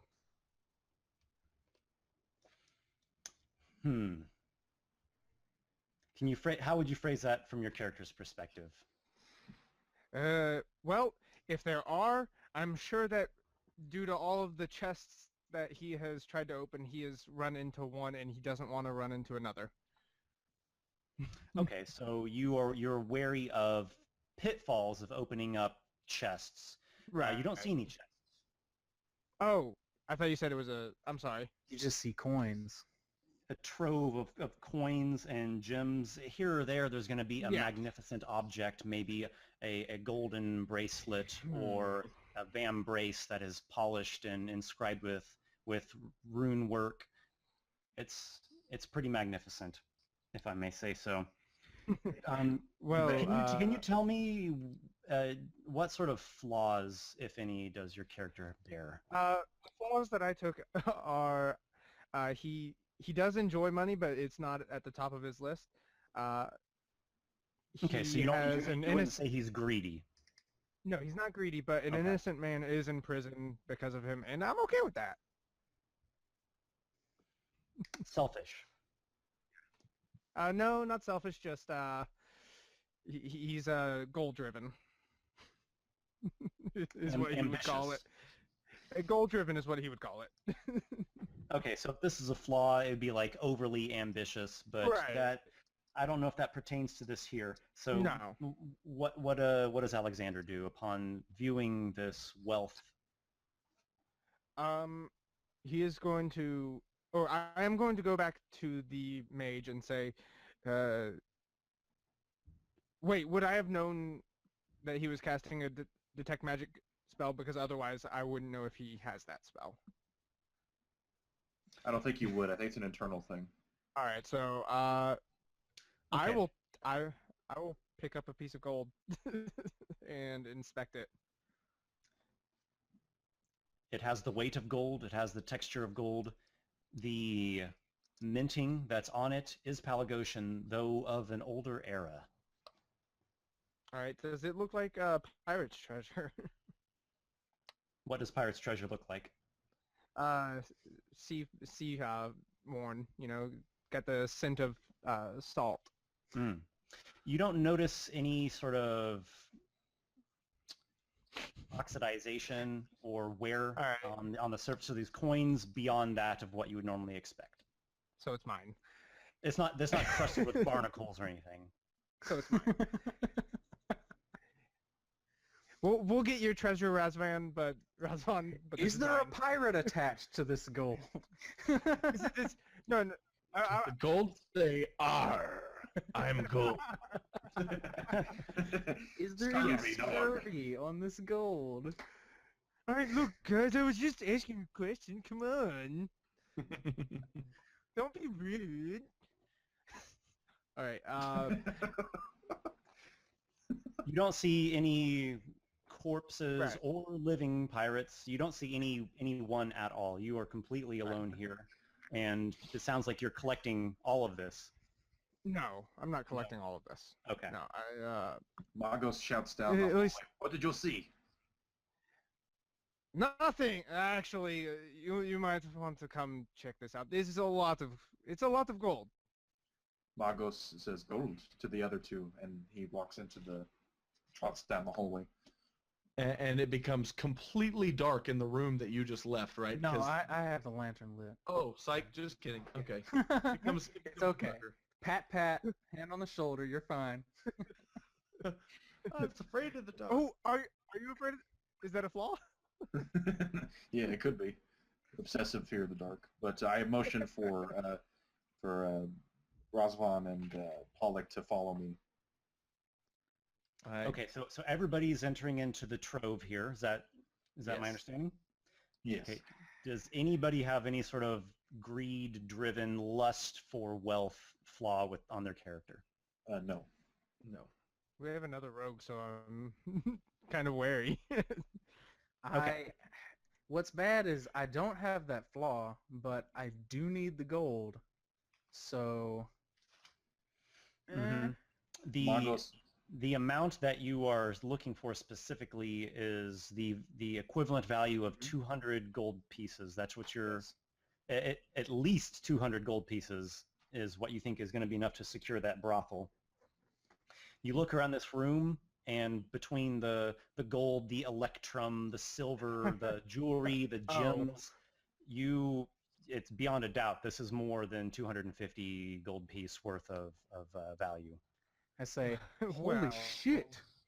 Yes, it's a lot of stuff. What in the hell is this doing here? I'm gonna try and like appraise some of this stuff. Just take a random gem out and see how much I think it would go for. Mm-hmm. Just to get a basis for. There are a number of minor gems, though the one that catches your eye the most valuable one in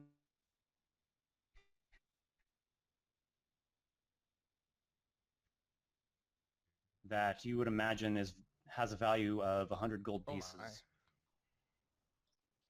It's incredibly reflective. You can see your own reflection in this blue sapphire. Magos says, well, we found a treasure trove. What of it? I don't need any of this. I have plenty more at home. You all can take what you need. I don't need it. I'm sure you need it more than I do. If this And is all here, what Razvan is... is the one who's holding the sapphire, right? No, it's Alex. Oh, God, no. Alex. Well, I was Alex, just looking barely at in it. the room. You're just looking at it, but I guess if I would probably pick it up. Yeah. Yeah, I'm we gonna be all know honest. that you were standing there. Oh man. look at Yeah, this I would pick sapphire. it up. I'm gonna be honest with That's myself. As you're studying this beautiful reflective sapphire, you feel a slight chill run through you, and you hear a voice. I shall serve you. No one else in the room hears it? You look around, it doesn't seem like anyone else heard it. They didn't. So like, I can't believe this gold is here. Who would leave such a treasure? I will say in my head, can you hear me? Can you hear me? There's no response. Shit. Well, guys, I'm gonna look crazy. I will say out loud, who was that? What are you talking about? Oh, excuse me. Did anybody hear that?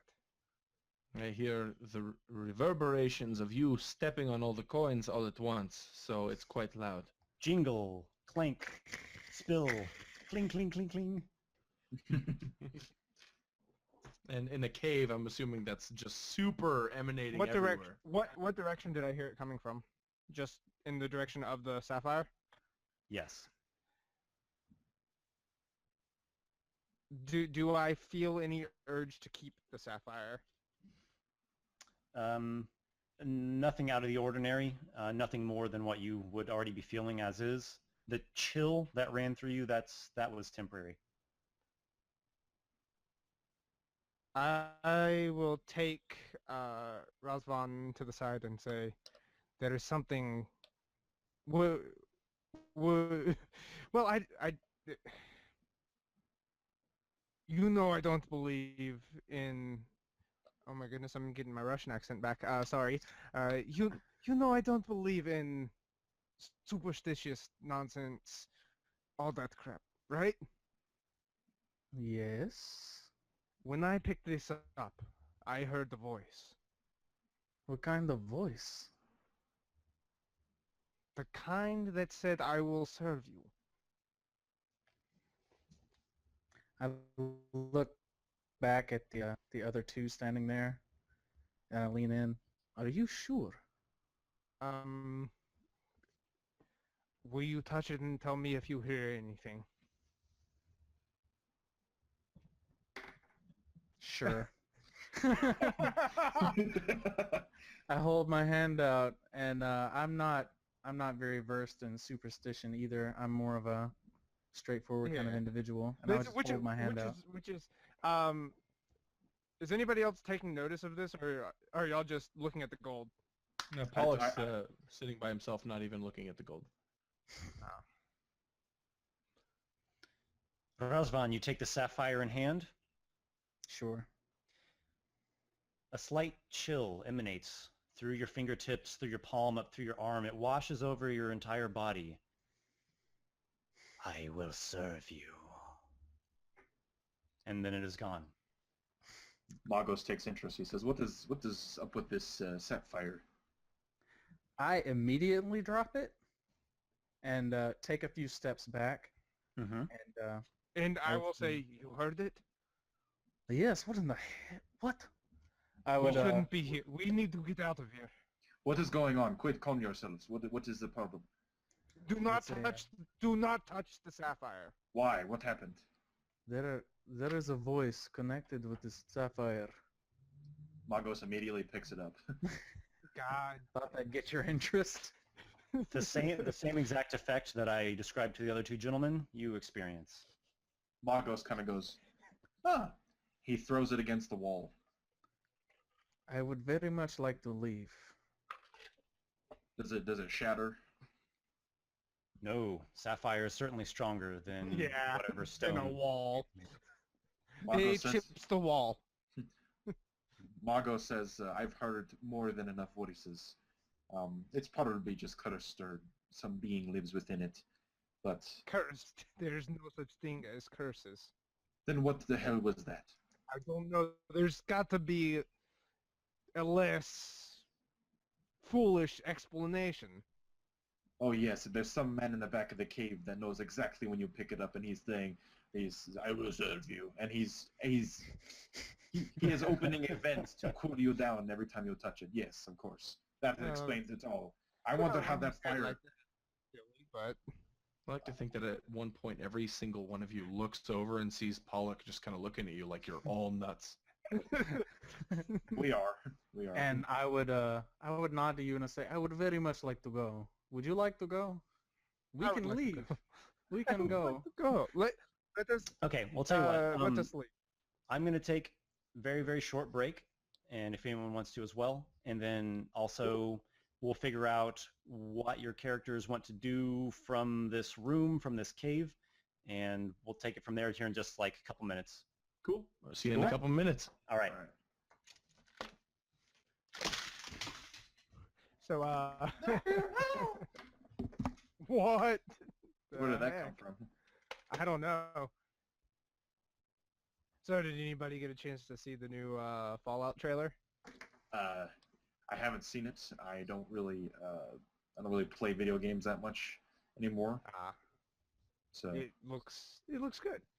Oh well, that's reassuring. Oh, man. I'm gonna play a little guitar. All right, fair enough. Hope you don't mind. No, not at all. Ugh, God, it's so heavy.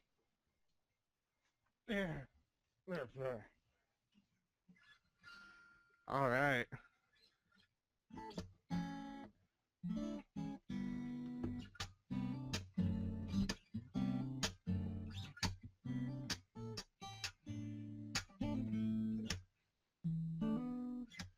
Oh, man.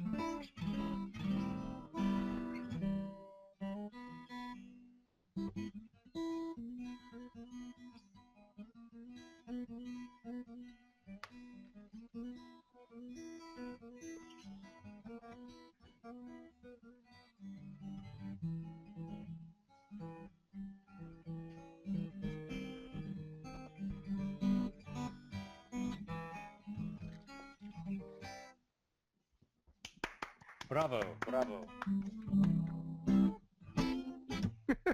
Thank you. It's really good. So do you play any instruments?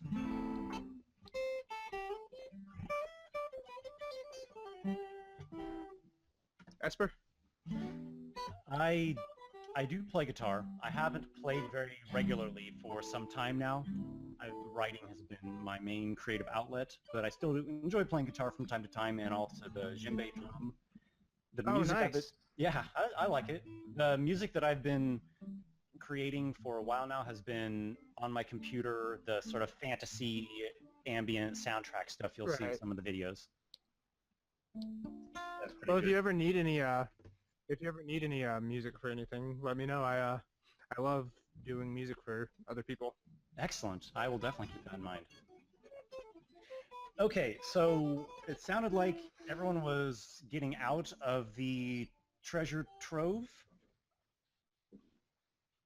Oh, sorry. He broke a... Sorry, man. That sucks. You know, broken- for a $2,000 guitar, you think I would treat it better? No But way I to didn't pay treat a for it. guitar. I didn't pay for it. I would never spend $2,000 on a guitar. So you stole it. I didn't steal it. What is up with you and assuming that I steal stuff because I'm a rogue in game? It's just, art has a way, of, what's the word, the phrase I'm looking for? Revealing truth. Nah. Yeah, Art's Art just is- life. yeah, art's a life, reflection of life, yeah. Oh yes. Art No. imitates life. Yeah. Art imitates life. That's it. Yeah. Okay, so Um, what's the consensus? What are the individual characters doing here? Well, I I'm- still want to check out the other rooms, but I don't want to touch that sapphire ever again. Is anybody taking any of the gold? I will pocket about 50 gold pieces. Yeah, just 50. That is a very heavy and loudly jingling pocket you have. Yep. Excellent. Anyone else picking up any? I don't need any. I've got plenty at home. The temptation is quite real for my character, but again, he's a little more eye on the prize kind of thing, and he's got an investment and a plan in mind, so I think that he would not risk whatever business is going on with this treasure Mm-hmm. and hope that his own ideals turn out better. So Mm-hmm. That's what's up. And Pollock? I'm weak-willed. Pollock is starting to get actually a little anxious, kind of like, shouldn't we be going type of thing. Yep. Okay. Your He- door he just doesn't opened by actually- itself. I think What's a it? cat came in. Oh, it's my cat. Yeah, called it. That perception. There's a ghost. Temptation is tempered by a wary suspicion of something eldritch and foul. Oh, so You step back I out didn't pick into it up. the main chamber of the cave. Are you looking at either of the other rooms? Are you leaving this area? It's up to you. Yeah, let's go ahead and I would suggest checking out the other rooms. I think it could be fortuitous. I like the water room. Yeah. Let's go down there. I'm going down there. So as we come back out into this main chamber, Razvan will be Keith- headed Keith- toward the exit, and then he sees you guys going the other way. He'll be like, "What are you going?" We're going to find something. We have 2 more rooms. Well, what are you looking for? Everything. Gods know. Magos, you're heading in the upper passageway, the one that's winding, sloping, and you hear a gentle sound of water, drips, trickles, I'm with him. little I don't want to say splashes, but you can tell it's collecting, and indeed it is as you come to the entrance rather of another cave, another natural chamber. It's definitely not as large as the massive entry chamber, but it's still the size of a good room. water is dripping from stalactites in the ceiling into a pool that has collected, that takes up the majority of this chamber. It is a pool of sparkling water. You're not quite sure where the light is coming from, but there it is, and it's this kind of sparkling, glinting light, subtle light in the room. Based on the weird stuff that's been going on,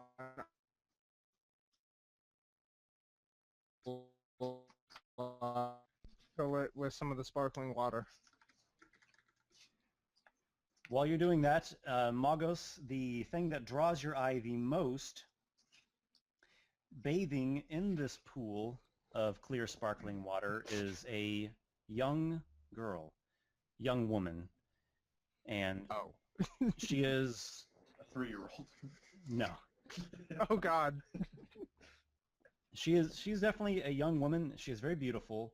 She is not clothed. She is bathing, humming, singing in a soft, sweet voice as she washes out the long locks of dark hair that come from her back, come from the back of her head as it's pulled back. Oh God, dude. My flaw's lust.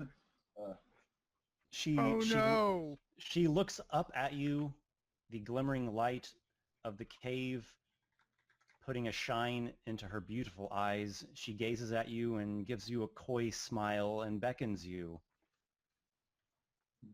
Magos, I do the classic thing in movies where I turn around, I turn my head around, and then I like point at my face like, me? Magos, ever the lustful one, make a wisdom saving throw. Wish me luck, fellas. Oh God, it's an imp. 10. You find yourself helpless, drawn towards the beautiful girl in the pool, and she catches collar. she calls you into her embrace. You're right there behind him? Yeah, I was one of the ones suggesting to go down that way. Okay. So Magos, you very, very badly want to join with the delights of this young girl in the cave here, and Razvan is trying to stop you. Is he? What does Razvan do? I'm just grabbing your collar saying, think about it. You grab the nape of your robe. I say, we have been traveling for so long. I could use a little bath. You went to the brothel in town earlier, and think about it. We are in a cave, in the middle of a fog. Who knows? And there's just a girl here. What good of that comes from stories? You do make a good point. What are you doing? The girl calls up to you, Magos.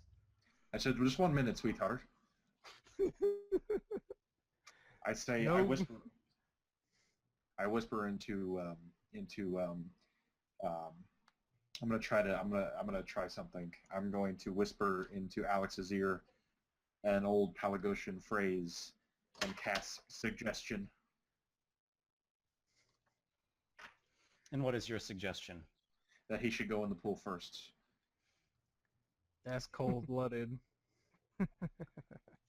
That's awesome. That's what that is.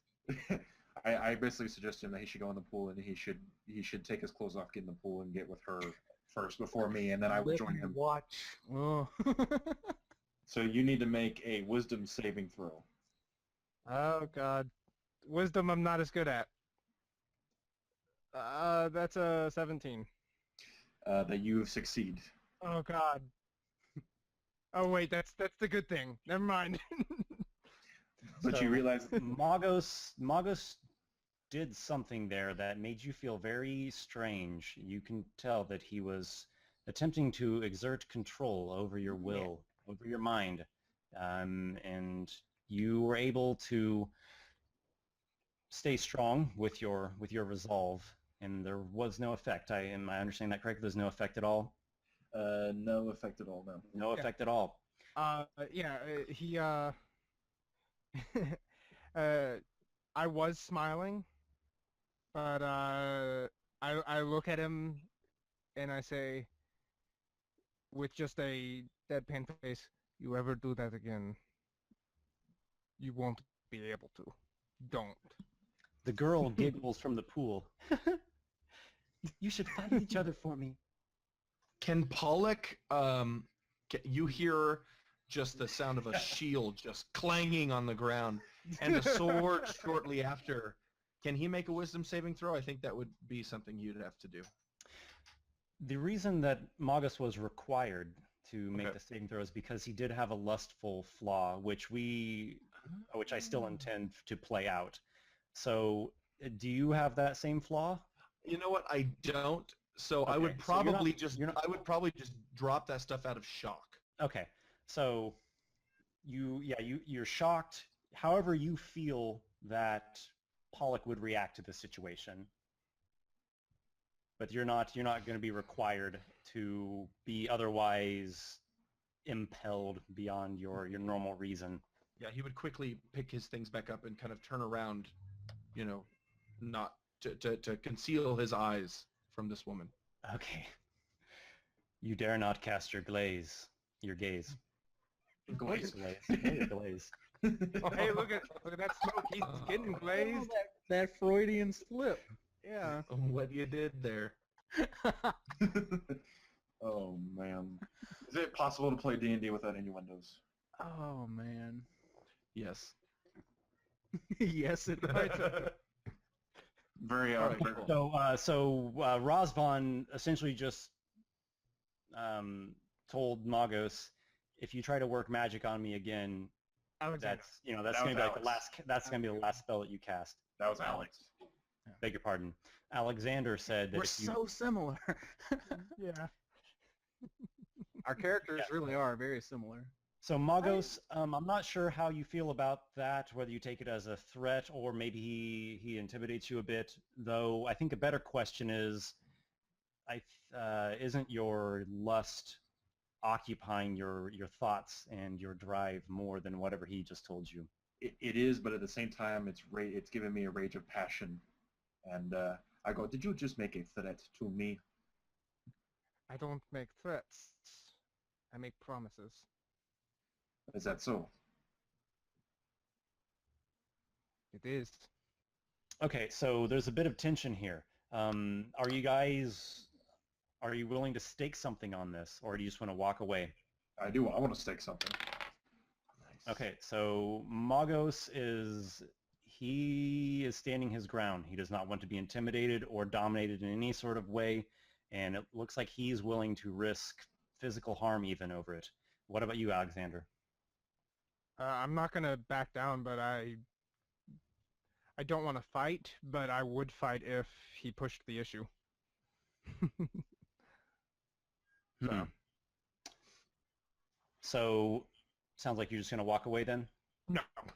No. I'm Okay. gonna stay and say. I'm gonna stay. Yeah. Okay. So, since neither character is willing to walk away, here's what's at stake. You'll roll opposed, or rather a contest of intimidation checks. The person, I'll stop it there because it can escalate, but we'll start with that. So go ahead and roll. Crap. I'm decent at charisma stuff. I've got a 2 to my bonus, Okay. and I'm proficient at it. So rolled a 15, 16, 17, 18, 19. I actually got a 19. No, I got a 21. Oh, nice. 21. Magos says that you do realize who you're threatening, right? Not just the fact that I am a magister, but a member of House of Viva as well. We could put your head on a spike very quickly. Very well. Magos has he has a name behind his words, and also the arcane mastery of his position in the College of Elements. So those are affecting. So here's where we stand. you can take that as it is, walk away, and let him essentially win that encounter, or you guys can roll again. So this time it will be to a violent end, and whoever wins the second roll will get to act first. Be it to punch, be it a dagger, be it a spell, whatever. Can Pollock say, "Come now, gentlemen, let us cease this issue"? But you notice that he is armed and standing on the side of Magos. Are you doing this diplomatically, or are you intimidating as well? I would say mostly diplomatically. That's what it sounded like to me. Yeah. Okay, go ahead and roll, and then we'll hear what you have to say. All right, I'll roll persuasion, and wow, I'm just horrible today. I roll an 8. So you hear a very kind of a tinge in my voice, a shakiness. Come, gentlemen, let us cease this, please. Let us be on our way. I say, friend, you misunderstand. He was trying to temper my mind. Pollock, with your somewhat low roll, I don't know that they're going to pay you much mind. So let's go ahead and shift this back to Razvan and Magos. So Alex and Magos. So I'll hand this to Alex. Alex, walk away. Let him win the argument and do what he's going to do. Otherwise, you're going to be risking getting into a physical fight with him. Do you care about this that much to fight for it? Your pride or whatever it is that you're butting heads over. You do? I say, Lagos, you're being a fool. You're being assuaged by... You are thinking with your penis and not with your mind. Please, friend. Do not do this. Oh, it's more of like a persuasion. Yes, you can certainly roll persuasion, and then Magos, you can roll persuasion, or you can roll intimidate. Yeah, Alex, go ahead and roll persuasion. He is going to roll persuasion. That's a 16 plus my 4, so 20. I'm not contesting the fact I don't want to fight you. I just don't want you. I wanted to basically fight a threat with a threat. Basically, is what I wanted to do. Magos doesn't really say anything. He just nods his head. But there's still this naked lady. We have a problem on our hands, gentlemen. Yes. Okay, so I think we've established that there's some substantial tension going on between Alexander and Magos. It's going to be unresolved, and it may flare back up later. But keep that in your mind as we continue here. Yeah, I'm ready now. Sure. And Magos, you did not fly into a violent rage. He was able to reason with you and assuage you. So from there, I think what would make the most sense is for Magos to then join with the girl and Razvan to back away. What do you guys think? Alex. I think Alex should back away, actually, instead.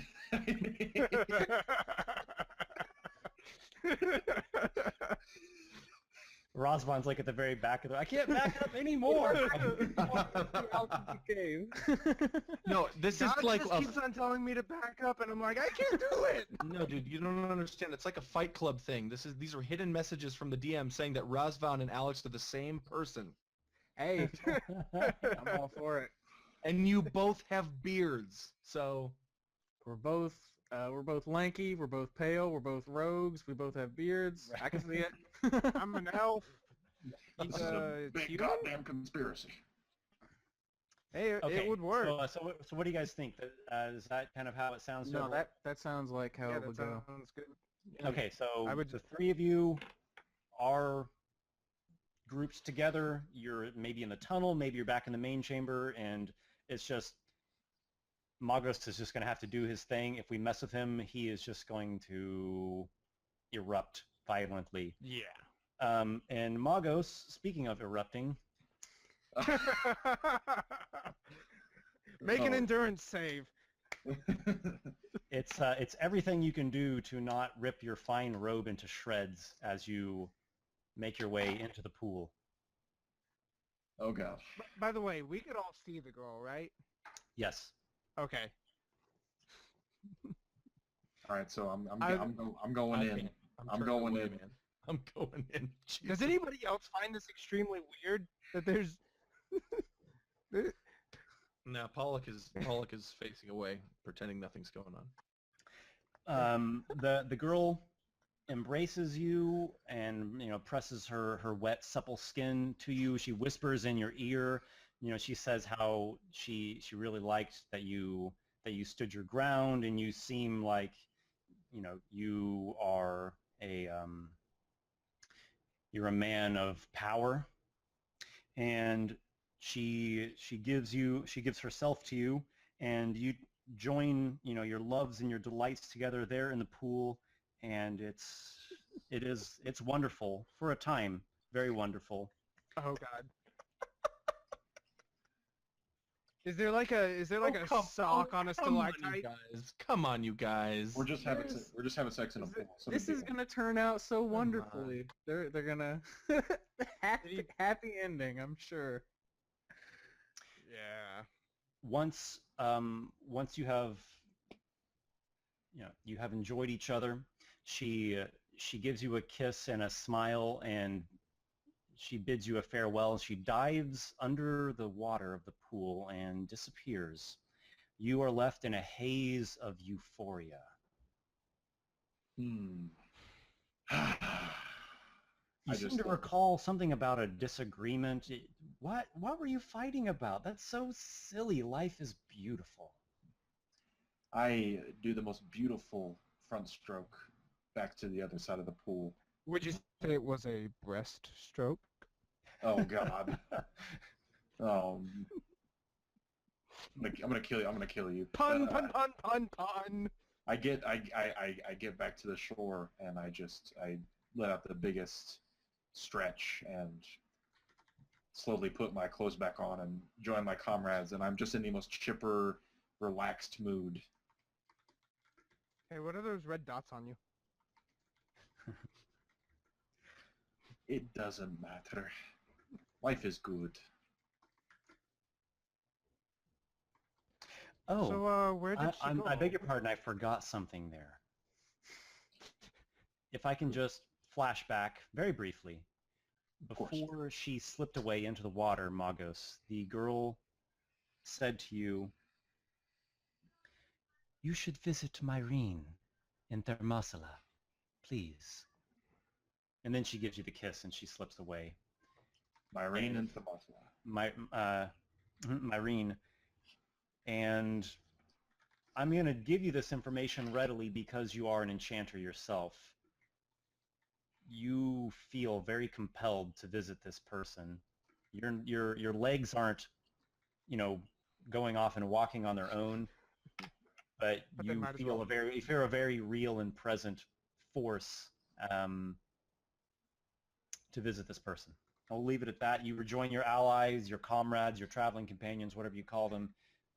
Maybe a grin spreading from ear to ear. Yeah, very much that euphoric feeling, but I'm just very, very happy and very relaxed, and all is good with the world, and I just can't think of, I forgot everything that's happened on this adventure so far. More or less. Okay, so what are you guys doing now? Pollock's already headed back to the main hall.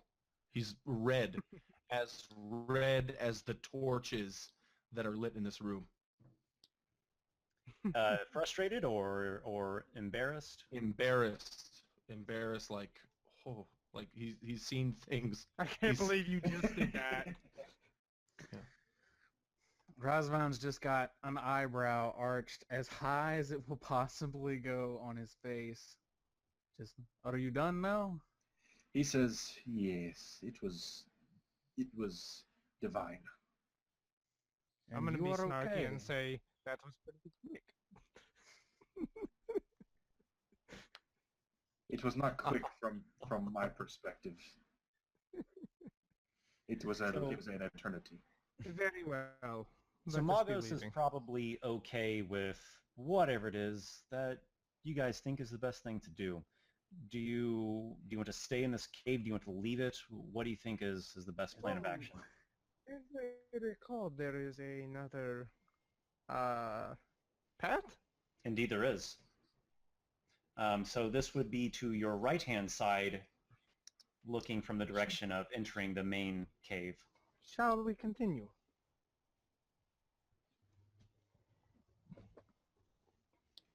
Shall we continue? Razvan stays leaned against the wall near the entrance, and he says, "By all means, continue. To your heart's content." Who is the brave soul which will first step foot into the right-hand tunnel? The cat. I thought I muted it. I will. You know It's what? adorable. Actually, Pollock would. In order to not only kind of get out of there. He's on a mission. He just wants to. He's focused. He just wants to do something. He wants to get away from his mortification. Yeah. And Look up, cat. and he also. She's still making noise? No. No. And also he's the one holding the sword and the shield, and he Mhm. feels like, it's the best idea. Okay. Good, bad, I'm the one with the sword and shield. Alright, I will follow close behind him Cool. with my torch. I sort of asked you this, though. I don't know if I heard what you said. Pollock, what would you say is your character's main flaw, or multiple flaws? I had picked that he would do anything for his family, and specifically for his grandmother, and for the teller name. He would whatever it took. If anyone Sure. was in danger, nothing would be off limits. Sure. So it's a flaw. So, I mean, you would kill, cheat, steal, anything. Yep. Okay. And here you are. So you take the right-hand tunnel. There is a wavering orange-yellow glow of torchlight emanating from the chamber beyond. This room, again, is a natural cave chamber. It's dry, it's rocky. The walls and ceiling are of no consequence. The thing that is the focal point of the room is there is a large table in the center of this cavern chamber, upon which is spread a feast, and there are glowing candles, succulent meats of lamb and chicken and steaming trout, and there are white beans, and there are breads crusted with oils and herbs. There's wine, there's grapes. It is a copious banquet, though no one is there. No, I'm not 100% familiar with your world, but is that normal in caves in your world? What is lamb? I know. I've never heard of this chicken you speak of. The I'm naturally familiar with- occurring Is feast. this a campaign setting race to chicken?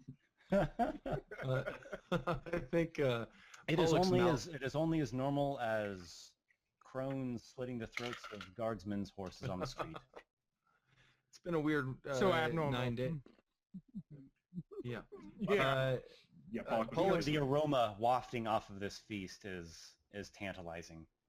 And Pollock's mouth will begin to water, and he says, he looks for words but can't find them. I'm going to go ahead and say out loud. First the the gold with the sapphire that talked to us, then the lady in the water. Now these. Something is very odd. Oh yes, and I'm sorry. and you say that, and Pollock pulls something out of his pocket, a deck of cards, and he reaches in and he pulls out the tower. and just kind of looks at it and places it back and puts it back in his pocket, but his demeanor has turned into something of almost dread. Interesting. Something is unsettling you. You can't quite put your finger on it, And I'm but just you feel like, it. what the hell is wrong with this guy?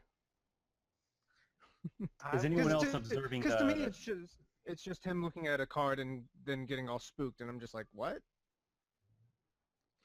This is the second time that I've seen, and I do try to pick up on small details like that. That's why my investigation is so high. And the idea that he keeps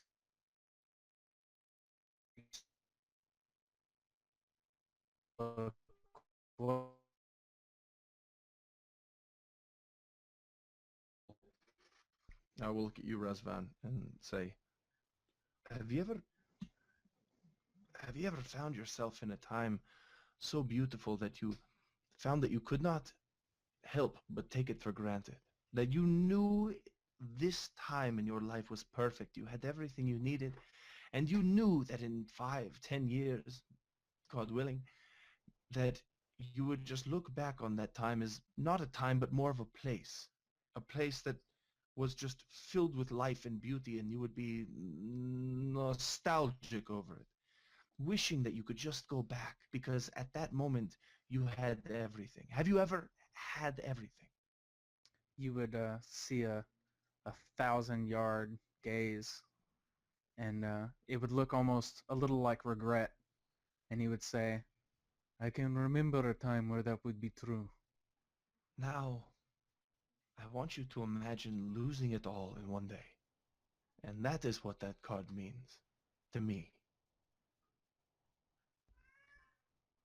Do you think that has something to do with this place?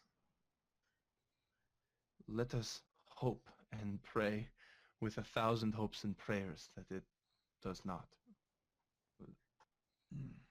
And I know, Esper, that you like to have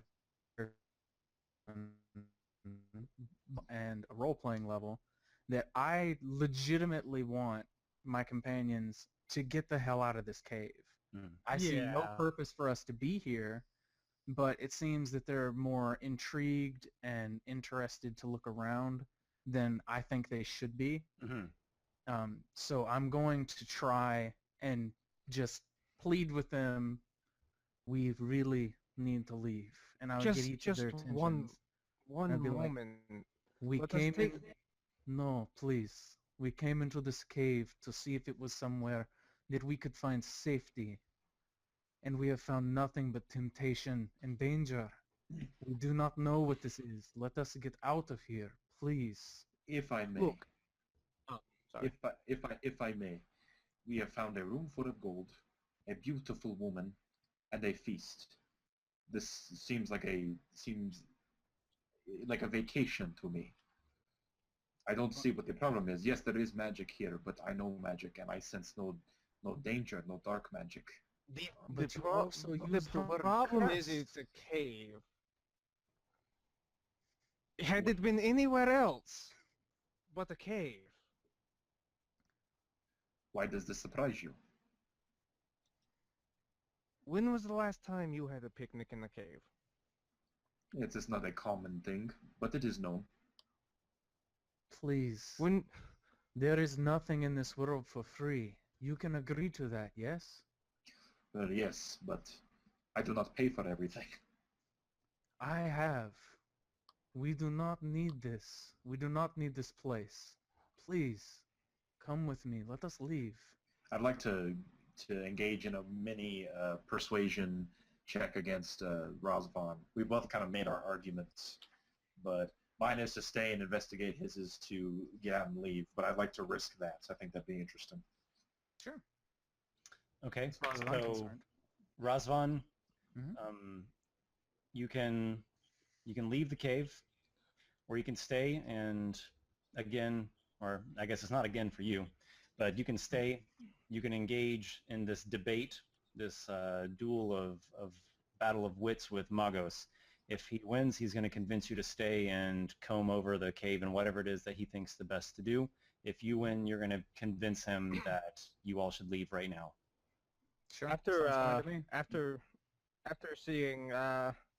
seeing my friend plead and beg and the resolve that he had in his voice, I think I would attempt to assist. Mm-hmm. Okay. And you're referring to Razvan. You're assisting Razvan, Yes. right? Okay. I will say, oh, sorry. Razvan, it sounds like you're using persuasion, right? Yes. Are you proficient persuasion? Yes. Excellent. So I'm going to say that you're able to aid your friend without even making any kind of roll. Razvan, you have advantage. All right. I rolled an 8, by the way, just for clarification. My first roll is a 16. Okay, My so- second roll is a 19. So we are leaving this cave. Magos, you've snapped me out of my euphoria. All the realness of all of this, and those strangers. If I can cut in right there. Sorry. He does not snap you out of the euphoria. It persists, though you don't put up any kind of fight after he states his case. You're just like, oh, yeah, you're right. You know, it is weird. A feast in a cave, a woman in a cave. You're right. It is a little strange. And just for clarification's sake for everybody, the only reason I'm telling Magos how his character feels is because of the effect that he's under. Right. Yes. No. That makes sense. Completely understand. Okay. So, Razvan, Yes. I award you 25 experience points. Get your party the hell out of this cave. Thank you, and thank you. Come on, this way, this way. Keep your hands off the walls. Come on, watch your step right there. It's kind of slick. If you look over here, you see a dead body. It's great. Let's go. All right. So you all exit. Magos still in his euphoric haze, perhaps still grinning like he has not a care in the world. And you are greeted by the all-encompassing mists. Fog stretching as far as you can see in any direction. And then as soon as we get back out there, because there wasn't really any fog inside, was there? There was not. Though I'll say the I cave was in forgot a how- hill, a raised up area. Mm-hmm. I'll say I forgot how depressing it was for a moment. That place was something else. I would take a deep breath. It's like being home. The air is humid. I know what you and mean. Smells slightly of sea salt. Arg.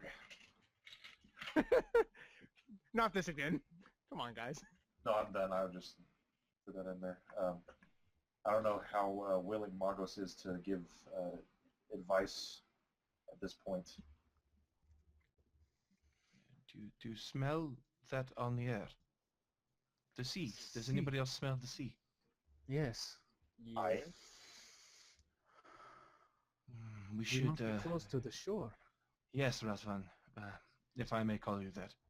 Of course, my friend. We should continue. East? Yes, east. As the sun rises. All right, you decide to head east. Pollock definitely wants to reach Paralia, this seaside temple. He's not sure exactly where it lies. Somewhere along the coast. So the party again heads due east. Great. It is a short jaunt before you hear the tides.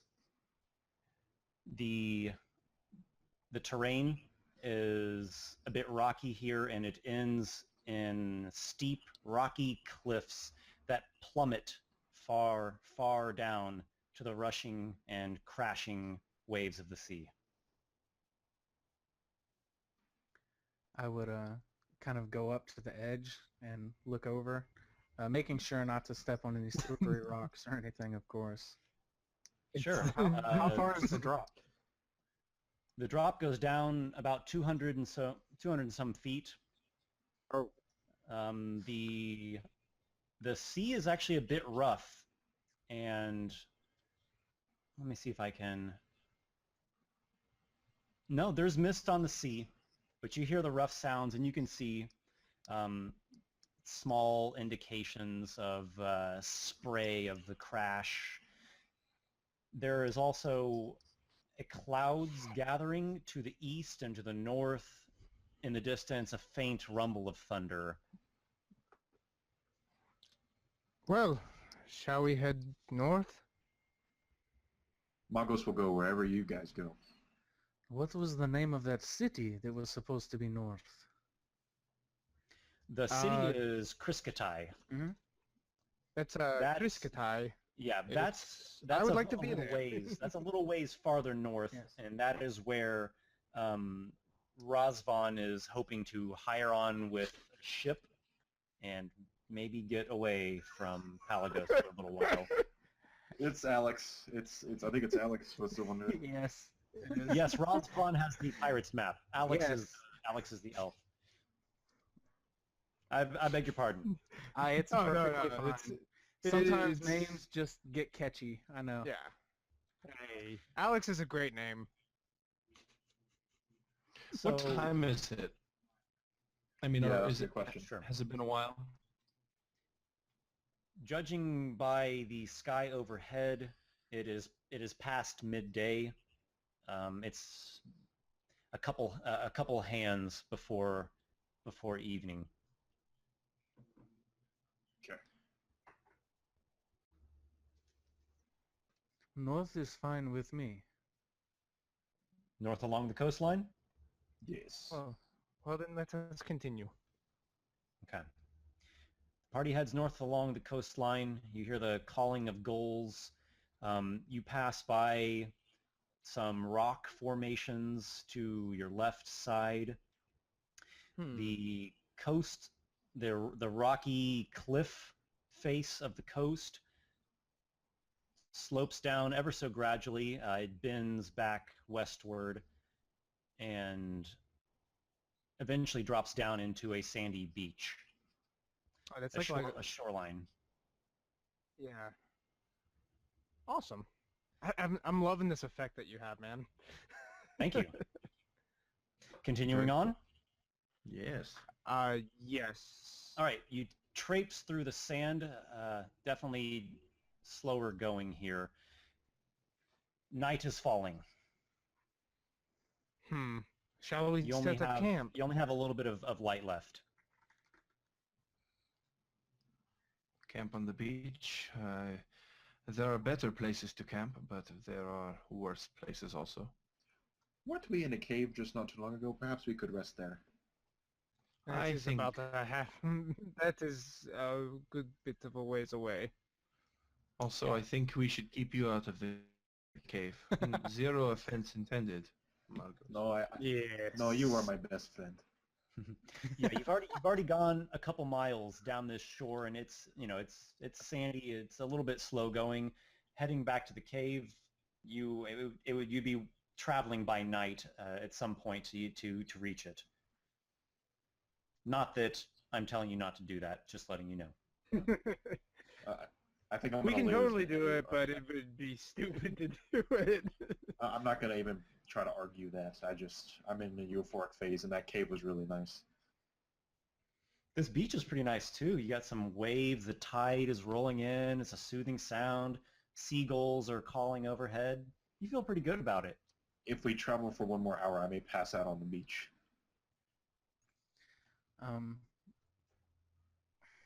If you would like to stay on the beach, we can. And you can hear a little bit of uncertainty in my voice. But if that is where you would like to stay, we can. It is good with me.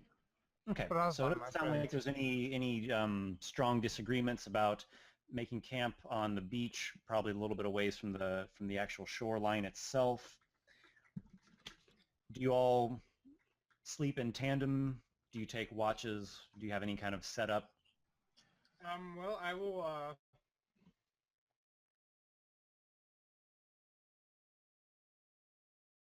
ability to meditate for 4 hours, right? That is something that elves can do? Bear with me one moment. I already had it up. I don't believe they do. I think I they don't sleep think just like they everybody do. else. Yeah, just to let you know real quick, the elves have a number of special elven abilities, and when you create a character, you select.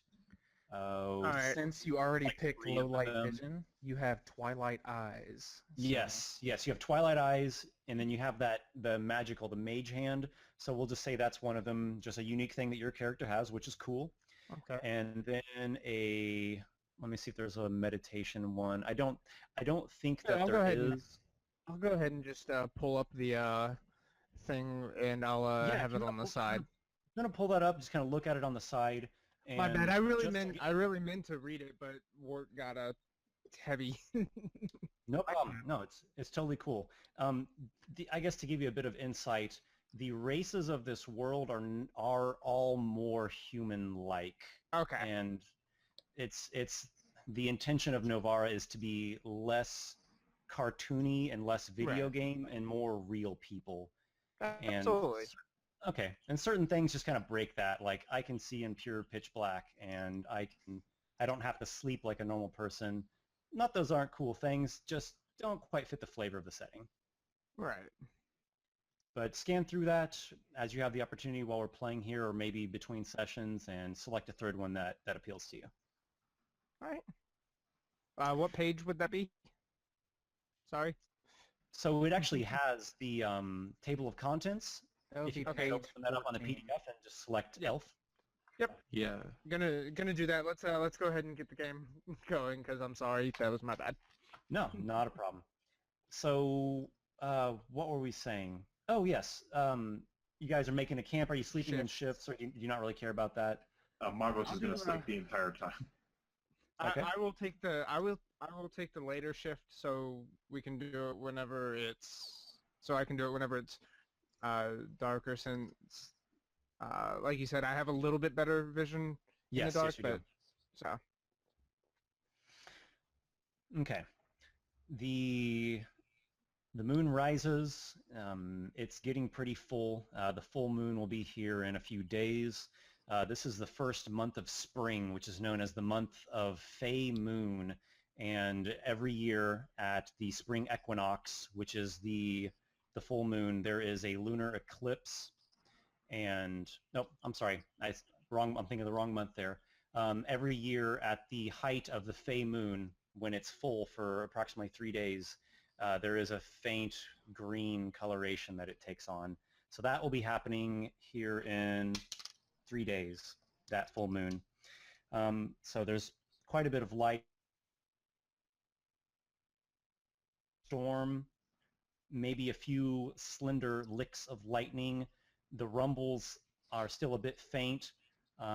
It's pretty windy. The wind keeps up, and it actually gets a little bit chilly here. And so you can make a campfire. You can bundle up whatever it is that your characters do to stay warm. Well, I guess I'll just set up a campfire. Do you need any kind of survival check? Not necessary. You have the flint, the steel. You can I have find a tinder you can find box. driftwood. There's trees and there's grasses and scrubby bushes here and there dotting the landscape. So it's really not a big challenge for you at all. And the night, it's just a chilly, windy night on the shoreline. All right. Make a perception check. Alrighty, something I'm good at, finally. Perception, that would come out to a 16. Outstanding. Crap. The night or your watch, we'll call it that, has gone on pretty long. You're feeling very drowsy. You want to go to sleep. You hear a sound westward, a great booming voice in the far, far distance, and it sounds quite angry. But you see nothing, and can't- nothing approaches your camp. And I couldn't discern what it said. What languages do you speak? I speak Common and Elvish. I was gonna pick another one once I read over your document, but I didn't pick one. So, let For a launch. let's yeah. Sorry. Yeah. All good. Let's just say it's not the one that this guy's speaking. Okay, so we'll say your languages are Palagosian, your native tongue, and then you also speak some of Forlange, the tongue of the forest. This is definitely neither of those. It sounds like words sometimes. It's not whole sentences, but, you know, it sounds like a Right. word here or there. And Right. yelling. Almost like someone is calling for a lost comrade, a lost friend or family member, a lost pet, but it's angry. It's not a worried calling, it's an angry calling. And we'll leave it at that. It doesn't approach. It's pretty far in the distance to the west. A deep, deep booming voice. Right. I guess I will wake up. Or I will go. I will check and see if anybody heard it first. You know, is anybody awake? I would say I'm trying to role play it because it's my lowest ability score, that I'm not a particularly healthy person, so I can imagine right. traveling all day on foot after Yeah. you know a whole week on the wagon, that I would just not be very alert if I were to be. There's no immediate danger or threat. It's hard to break out of the fatigue that is over you. Right. Magos is sound asleep. Pollock. Pollock would also be sound asleep Okay. after carrying that bag all day. So Alex, you are, in a manner of Alone. speaking, alone in what you're observing and perceiving, but it does not draw near. It eventually fades off, leaving nothing but the cold wind. You all awaken the next day to a bright sun beating down overhead, though the fog is With, ever present. with I'm trying not to meta, but if this sounds too meta, let me know. With the knowledge of the giant's hair, would I be able to tell if it sounded like a giant? Your character would be suspicious of that. I will let everybody know whenever they awake. Okay, so everyone take that as you will. He believes he heard a giant in the night. What are you talking about, the giant? I don't, friend. It was a loud, booming, angry noise. That's all I can tell you. It was gibberish. I'm sorry, I know almost nothing of giants. You're not alone. I rolled a good inside check, so I get the feeling you're telling the truth, and I rolled like a 17. And so Margot says, well, I will keep an eye out. Am I still in a euphoric stage? You had the most delightful dreams, and it's almost a sin that you have to wake up from them and leave the embrace of this beautiful watery girl. You still feel quite euphoric, dreamy. You feel very dreamy. A giant is not a problem. Perhaps he could join our party. Are you all I do not think continuing? that would be wise. Well, actually, anyone have any kind of morning rituals or anything that they do before we continue on? Me personally, No. after I wake up, you know, I had to sleep outside. Yesterday was a long day, so people would see me trying to hide it, Mm-hmm. but I'm having kind of a hard time waking up and getting up. and I reach in my pack and I pull out a walking stick. It's actually a quarterstaff, but on the head is an intricately carved gargoyle. And you see me kind of sling my pack on and use it kind of to prop myself up and stretch a little bit in the morning. But I try to just keep it very low key. And I said, "Are we ready to go?" Yes. Razvan Yes. has a rough start. Magos, you maybe do some studying in your spell book. Yeah, I glance over it like I would if I were studying for a test that was going to happen like the morning after, like some kid who put it off to the last minute, not as my usual self. Yeah. So it's almost like everyone's probably getting impatient. Like you've eaten breakfast, everyone's stretched out and done their own things, and then, come on, Magos. Yeah. All right, continuing along the shoreline northward. Sounds great. Yeah. Okay.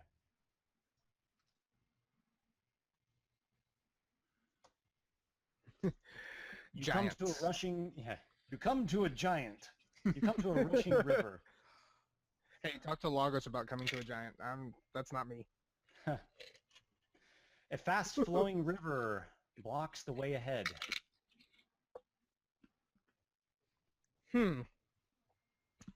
Mage hand's not gonna help me here. Pollock looks down at his very heavy armor. Oh, You don't Well, wait.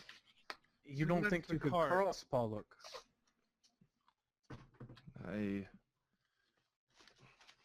let's hold on. I'm gonna make just a quick self-check really quick. No, I don't think I could cross. And he kind of holds up his arms, and you hear this kind of just metal scraping against metal. He has a bag, and he kind of pulls it out and mentions, "Is there any way other than swimming?" And he begins putting his metal items in this bag. We could head west and see if there's a bridge. If you would prefer, we could head west. That is very good. West, that's a smart idea. Okay, so you follow along the riverbank, misty as it is. Oh shit, that was supposed to be muted. Everybody just heard me sing. The funny thing is, we probably wouldn't have paid that much attention if you didn't even mention it. All right. Wow. The river winds and winds and winds. Crap. Eventually there is a massive hill rising up toward your west, and taking the map as representative, there's not a lot of space in between the edge of the hill and the river. If one was to ford the river, if you can you see this cursor I'm using, this circular cursor? Yes. This would have been about the narrowest point that you observed along the way. And that point was about 60 feet across. I ask my comrades, please give me a minute. Give me a minute. And I want to look at this treasure map that I have. We've actually had a chance to walk through the mist at this point. I know where this river is, and it's far larger than I expected it to be. Is it represented at all on this map to give me a sense of direction? Yes, it is. Who was it that made that investigation check on the map? I did, and Alex. Alexander did. Alexander, you look over the map. This mist is so disorienting, but you're able to kind of piece things together, still drawing upon that initial investigation check you had made. You think you've passed this tree. You've gone too far. I think we might have gone a little bit too far, guys. Good news, Pollock. You don't have to swim at all. He lets out a breath. Not a fan of swimming, I see. The swimming is not the problem. The sinking is the problem. So we know that we have this river to our backs. We know it must be this way. You you were able to deduce that something of a southbound direction is the way you want to go. Mm-hmm. Southwest, perhaps? South or south by southwest, those could be options. Let me know which one you want to do. Can I do? I don't want to do too many checks, so I guess we'll just pick one of those. I was just gonna say we know where the crow tree is, and we know where the cave is, and Yeah, following like- this coast up, we know that we can cut straight down the middle between the tree and the cave. That'd be a Yeah. good idea. So we can just cut straight down south. It's like trying to triangulate it. Yeah, that way we don't get lost because there is still this super thick mist and we don't have everything drawn out. Right. So those are our 4 landmarks that we know. The tree, the coast, the cave, and the river. Mm-hmm. I like that idea. Good. Refresh my memory, Alexander. Had I given you experience points for that initial investigation check of the map? Not for the investigation. I believe it was for. Okay, I'll give you. I know you gave me I'll give you experience. 50 for the map. All right. I know you gave me 25 experience for something, but I don't think it was the map. Okay, so you're heading straight south from here. Mm-hmm. Okay.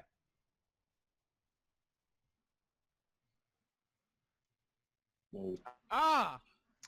Da-na-na-na.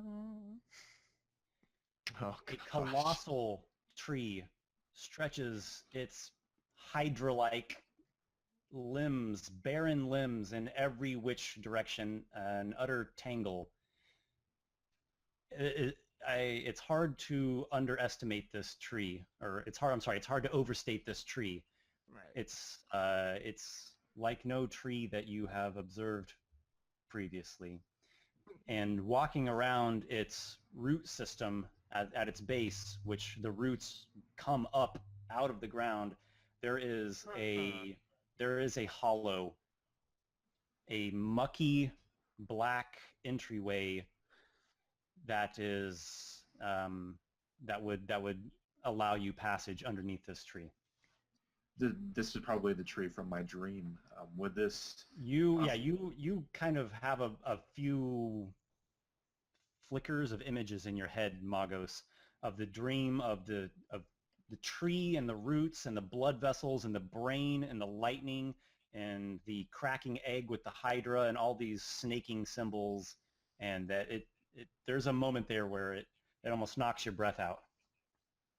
You just see me like gaze in bewilderment. Am I still in a euphoric state? Does this knock me out of it, or am I just like really tripped out? You're still in the euphoric state. Okay. I immediately, without any words whatsoever, I slowly step in toward the hollow.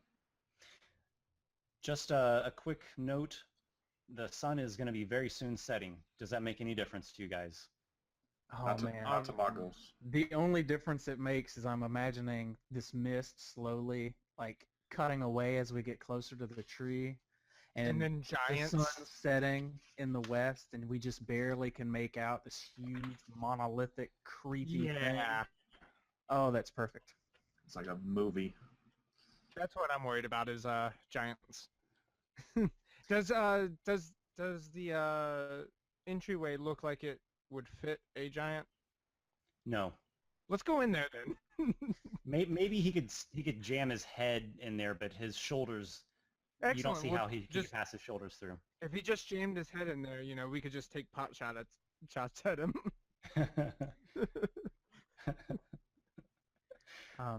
Who's entering first, or I guess a better question, what order is the party entering? Magos first. Like, Magos is I will first. go in the middle.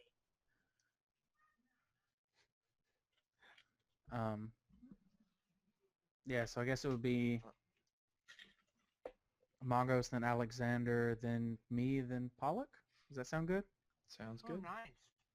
Awesome. Magos, then Alexander, then Pollock. Pollock's in the back. Pollock's in the very back. And Razvan, then Pollock. Yeah. Razvan. Yes. Oh, and anybody who gets close enough to Alex notices he has this small nick on his nose that looks like it's from a previous deep wound. I forgot about that for a second. Perhaps a story for another time. No, I was just letting everybody know. I wasn't going to tell the story. We'll have to hear it someday.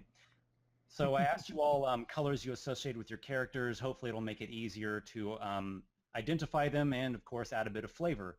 So we have Magos in red, Alexander in gray, Razvan in green, and Pollock in violet.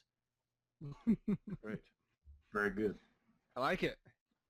It is a twisting, dirty tunnel sloping down under the tree.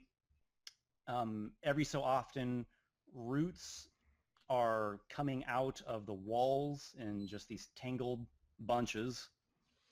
You go down. The light of torches is you can see torchlight coming from ahead. So there are some substantial pools of illumination and the accompanying shadows in about any nook and cranny. You all hear a voice as you're coming down this slope and sort of a beginning of a chamber. What in the hell do you mean? Why are all witches women? A witch is a woman. How can you be something other than what you are? There's a response, some kind of incoherent voice that's quiet and mumbling that responds to this woman, and you can't quite make out what this response is, and she kind of cuts it off. Don't saddle me with that philosophical horse shit. What? Look, you want to be a witch? Well, I want to be a queen. Let's wish in one hole and shit in another and see which one fills up first. There's some kind of bickering going on inside this cave. Magos, you're in the lead. What are you doing? He's not exactly the silent type, so I will say, do you want me to go first very quietly? I say, I whisper him, I say, yes, you should go in there and you talk to them, see what they want. I'm not talking to no one. But no, I'll peek around the corner, making sure to stay stealthily hidden and see what I can see. Okay, Razvan? Yes, no. I will follow suit as well. Okay. I'll sit, Yeah, I'll that sit was down. Alex. We That was Alex. we kind that of was going. we turn to these other two, and we both kind of whisper a very similar thing, like, "I'll scout ahead," and then we turn, and we're like, "You fuck! I was gonna do that." So we just do it together. To the left or to the right? We'll just do it together. A statement that I would. Never mind. I'll go left if that's fine Do with we- you. Is that do we what need you're to talking do about stealth rolls? there? Yeah. Yeah, just do two then- separate paths. And then Razvan, you're going to the right? Or you're Sure. following with Alexander? I'll go to the right. Maybe we should just switch characters. Okay. Oh, I don't like the looks of this. This looks big. Okay, so can you guys see this okay? Mm-hmm. Yeah. Yeah. Okay. Absolutely. So, I mean, this is wall. This is solid. That goes all the way up to the ceiling. Anywhere there's these thick black line, that's totally solid all the way to the ceiling. And that's This one of the thinner things- line with like these multiple, this elevation, that's actually a higher escarpment of elevation there. And this is a 15 feet up. And there's also a torch somewhere. Where's the torch? Yes. There we go. So there's those two torches. That's the illumination.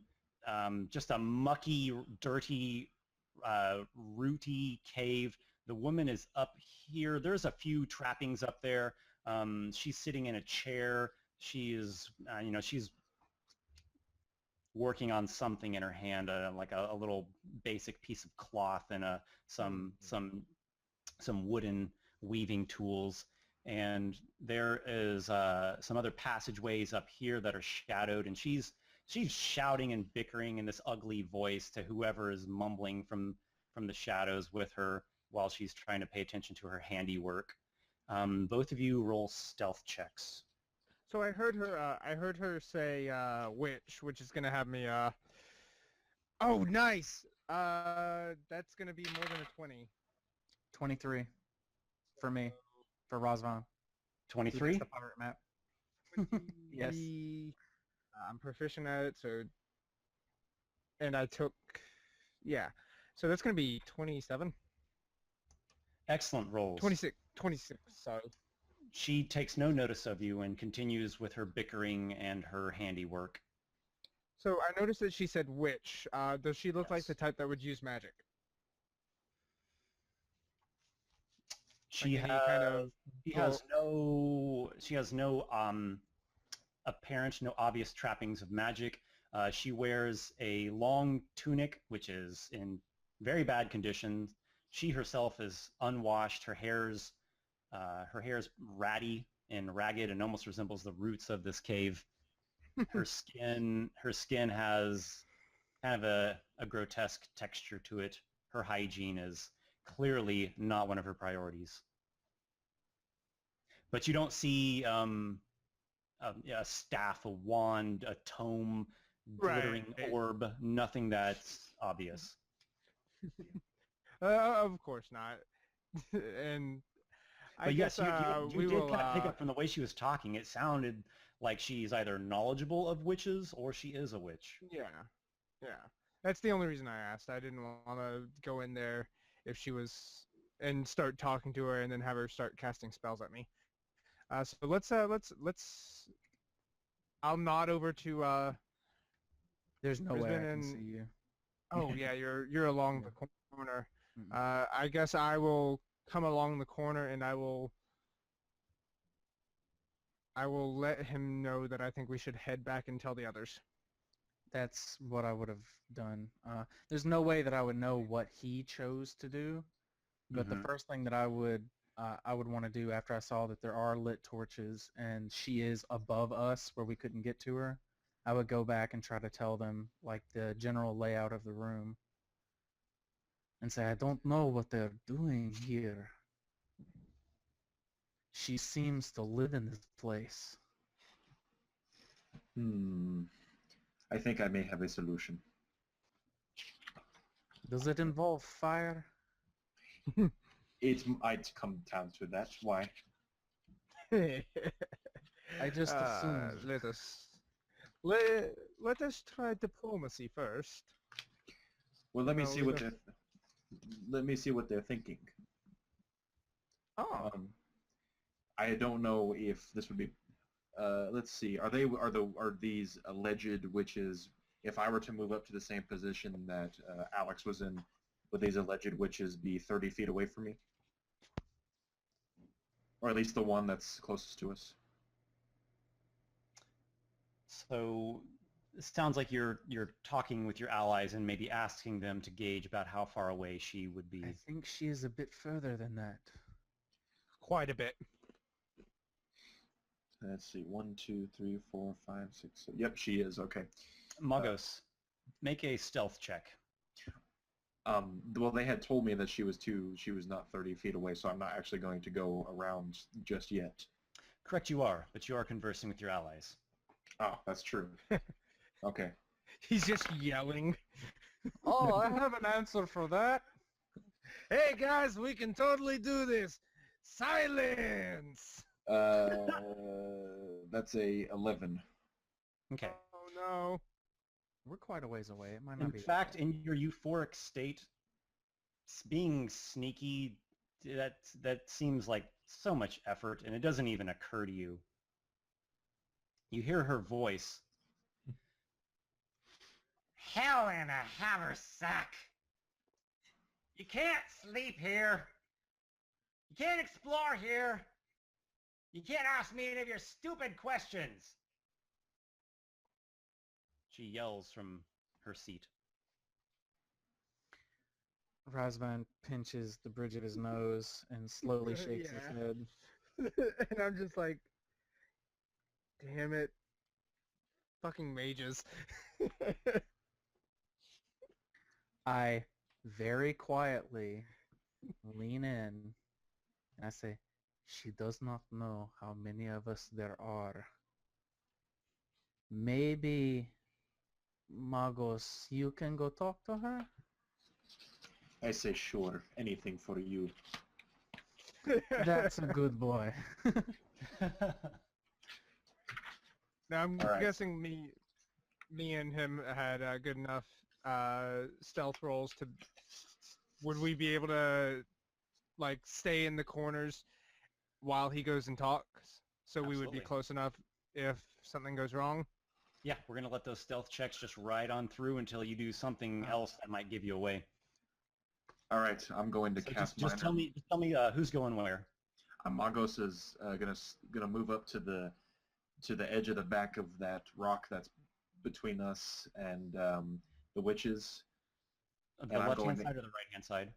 No. It's gonna be like right. I don't know how to describe it. It's right there. And I'm going to cast a minor illusion, and this will allow me to create any kind of sound. Mm-hmm. And the sound I'm going to create is the sound of a... I'm trying to think of what kind of monsters I've heard in my life.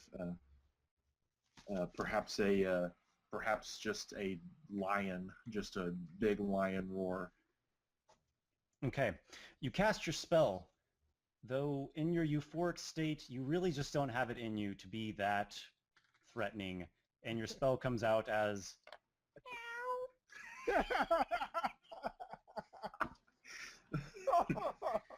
Razvan pinches the bridge of his nose and slowly... Who's making cat sounds? I make Go it. away! I make another cat sound.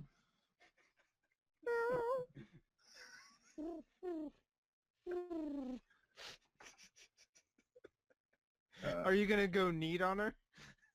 Alexander, Razvan, Pollock, what are you all doing? Shaking my head furiously. Razvan? I think Oh, I think Pollock's just in the back like, I'm not gonna move at all. I want to I was going to put a hand on Magos and kind of usher him along because I know he has his own path in his mind. And I would say to Pollock, I'm like I don't know what else is in this place, but she was talking to someone. I fear that we may wind up in an ambush. Do you have a military mind at all? And Pollock will reply with a shh, and he will walk forward, kind of sneak by you with his sword and his shield. I don't know, as far forward as he can go, but staying behind that kind of massive cavernous pillar. Mm-hmm. Okay, roll a stealth check with disadvantage. No. Okay, I'll do it. I'm just kidding. All right. Whoa. You can't make me. That's true. You don't have to roll a stealth check. You can just run in there, chains clanking. All right, disadvantage. Okay, so I got a 14. My second roll was a 19. Whoa. Oh. Disadvantage, baby. Love the 5th edition. Me too. Okay, so you make your way quietly as you can there near to Magos. There's nothing apparent happens. Alexander, Razvan, Yes. what are you guys doing? I am just watching her to see what she's doing. Okay, so you want to peek back around? Yeah. Okay, and that was to the left or to the right? I'll go to the right this time and see if I can see anything new. Okay. And Razvan. I was going to slink off to the right little area there, but Mhm. he kind of brushed in front of me, and I You can go, rethought you it. can go past him if you want. It's fairly shadowy along the edge there, or you can go to the left.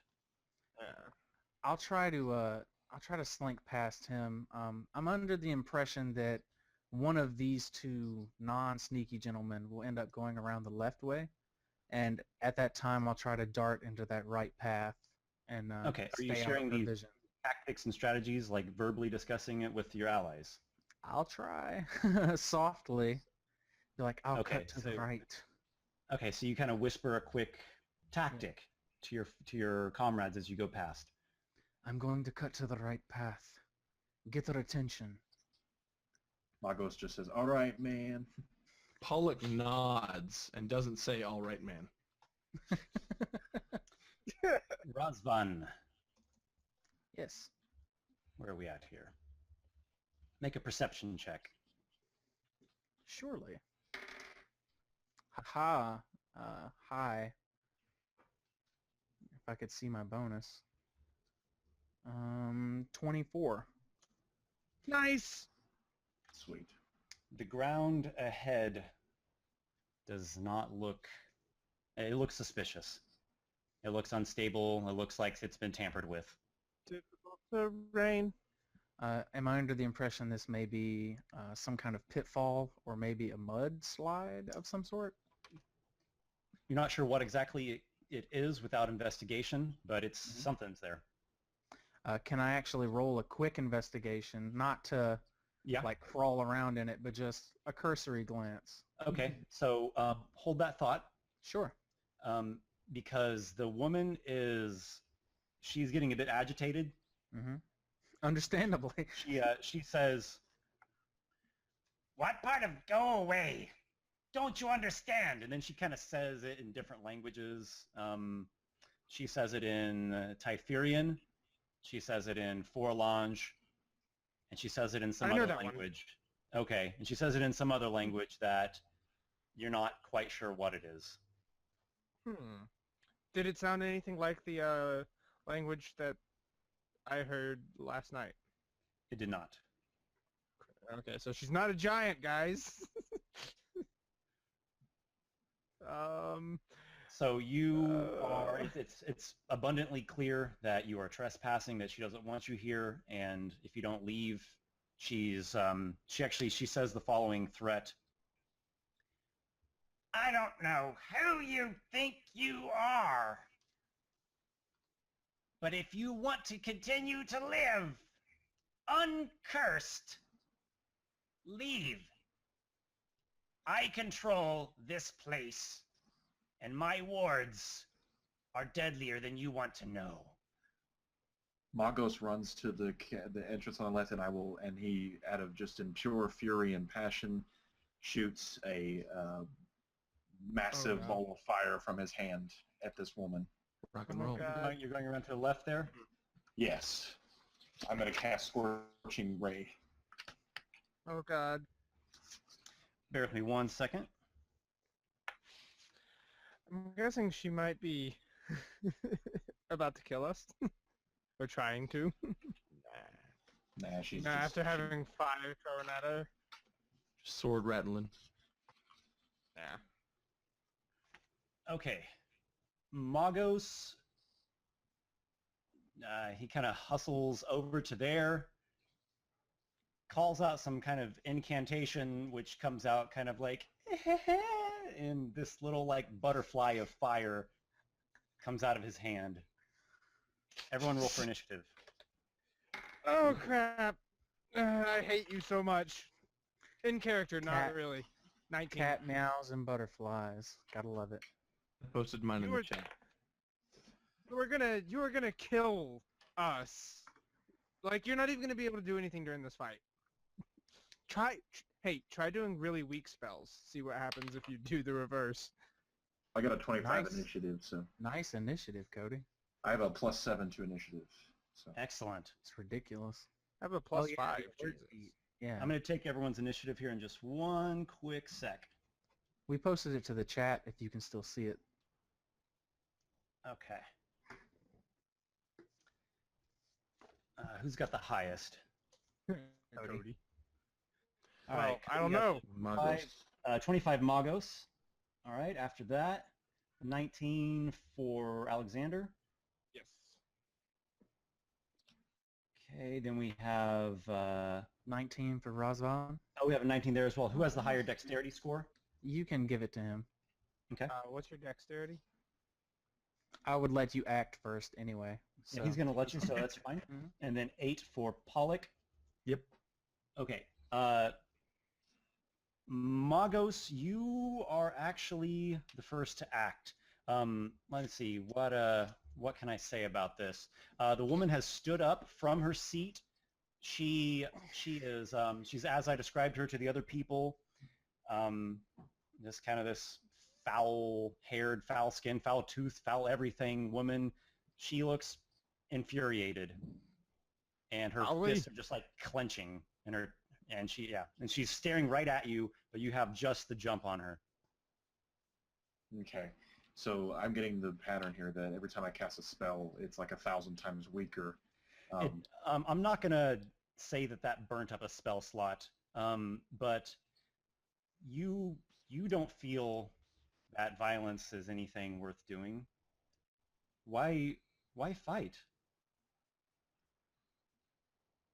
I say to the woman, I give to you a butterfly, a gift of friendship. Do you have any sort of skill that's going with it, or are you just kind of doing it and seeing how she reacts? Persuasion. I'll throw some persuasion in there. I got persuasion. I got a 19 persuasion. Okay. She smirks. Well, at least you're good for a laugh. I'll tell you what. Give me one of your friends as a donation, and I'll let you ask me your stupid questions or whatever you came here for. And Margot says, I have just the person. My friend Alexander, would you come forward?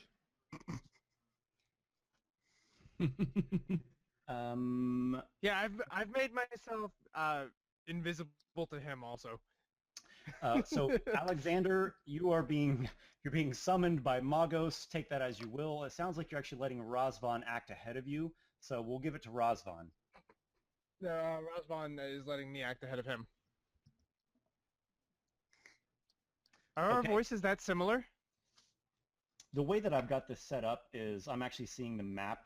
Oh, okay. Mm. It's kind of disorienting to me to not see people's faces. Well, the map looks really good. So. Thank you. Yes, does it's look really it's actually one of the things I wanted to mention earlier is that part of my love for your channel is how well you draw your maps. They're all fantastic. Thank you. I really appreciate that. It will be an honor for my character to die in one. Actually, it would be an honor for us to sacrifice Brice's character in one. What the? Why are you saying that? I didn't say that. That was out of character. That Okay. didn't happen. So Alex, you're being summoned forth. What do you do? What does that mean to you? Yeah, I'm gonna arrow her to the face. All right, so you're just gonna fire. Go ahead, take your shot. You have advantage. Oh, which means I get my sneak attack. Mm-hmm. Absolutely. All right. Well, that is a crit. Okay. Brains splatter. So roll your regular damage. Roll an additional die of damage, like another D8 or whatever the weapon is, and then it's also roll D8. your sneak attack damage. All right. So that is a 6 and another 6. And another 6. Here, let's see if I roll another 6 just to summon, Satan. Oh my God. It's another 6. Wow. So that's 12, 18, plus 5. So 18 plus 5 is 23. Yeah, 23. Okay. Rock and roll. All right, 23 damage. That's nothing to scoff at all. She's still standing though. Razvan, what are you doing? Or Alex, are you doing anything else? Are you moving somewhere? Do you have any other thing that you do?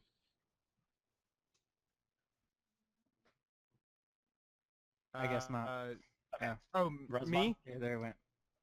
Yeah, Yeah, Alex, do you do anything else before I take my turn? I am not going to do anything else. Okay. Okay. So I would see Razvan? him. I would see him fire, and I would realize that there's no more real no more real diplomacy to be had. I can't trust the floor in front of him. So what I would like to do is lean around the corner, and I would pop up behind him and kind of use him as a brace to fire on this lady. Okay, excellent. Make an acrobatics check. Sure. Uh-oh. Let's see. Sorry about that. You want me to That's- do a strength check to be bracing? That's just a 20. No strength check required. He is nimble. Maybe he's even using the wall for a bit of a support as well. Take your Well- shot. You have advantage. Oh, fantastic. Now, I am using sharpshooter for this attack. And the high Mhm. roll will be a 16. Mm-hmm. Does that hit? Yes. Oh, good. 4, 6, 10, 26 damage. What are Oh, you shooting man. with? I am shooting a light crossbow, and my plus to attack is very low, but my plus to damage is insane with sharpshooter, so it adds a lot of extra bonus damage. That is a lot. Your crossbow bolt lodges in the eye of the woman. She shrieks, hits the ground, blood oozing from her wound. As a free action, can I high-five him? Absolutely. You're like, whoa! And I'm like, thank you for the support. And then Razvan, how does your little maneuver end? Do you still stay there kind of like bracing between the two walls? Do you fall behind him? Do you step in front of him? I actually step back where I was and put my back to the wall and reload the crossbow. Excellent. All right. Yeah, there's a horrid shriek, and it is followed by a loud croak. Something comes hopping out.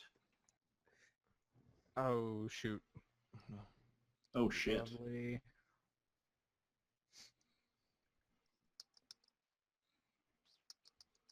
If this thing is non-human, would Cody feel the need to attack it? Hop. Oh, God! It's a frog hemoth.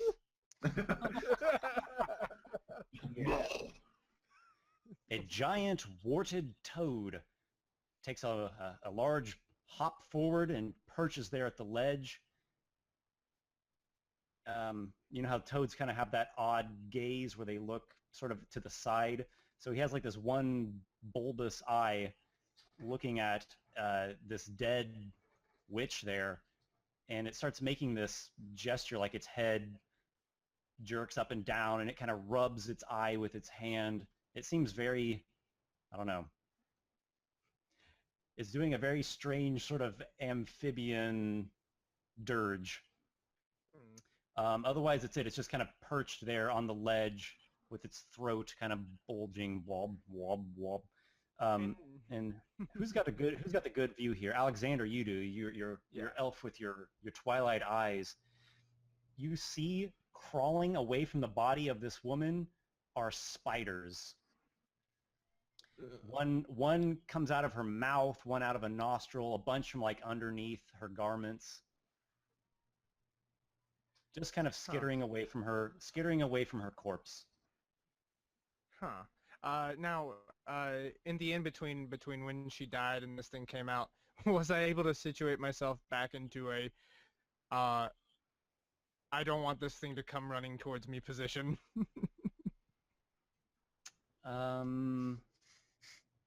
Okay, I see what you're saying. That would have to wait till it's your turn again. Oh, okay. Pollock. Yeah, that's creepy. Pollock is looking at that. He's going to try to make a dash for that tunnel opening on the right.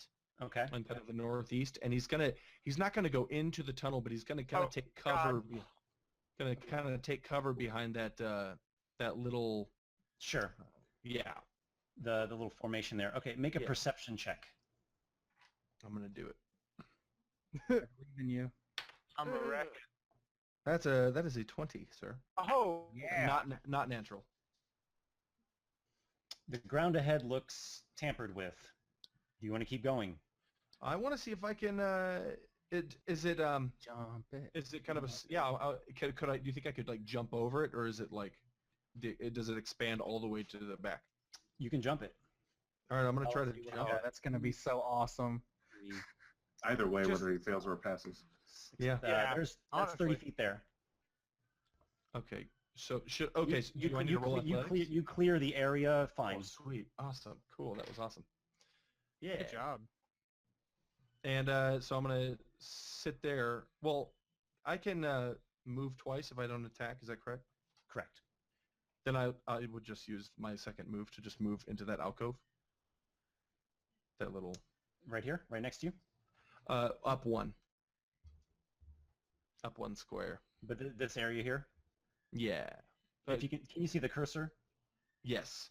Okay, I would move the leftmost square, the one Okay. right above where I am now. gotcha. Just take a look. Let's see. You have a shield and a sword. You don't have light, right? True. Okay, so you see shadows. Okay. All right. Do I hear anything? Oh, okay. You do not hear anything. Okay, cool. Magos. Well, the master of magic is back, ladies and gentlemen. I'm gonna run around. I'm not really even run, just kind of power walk behind the power walk 6 squares behind that pillar, trying to get behind Razvan. Oops. My bad.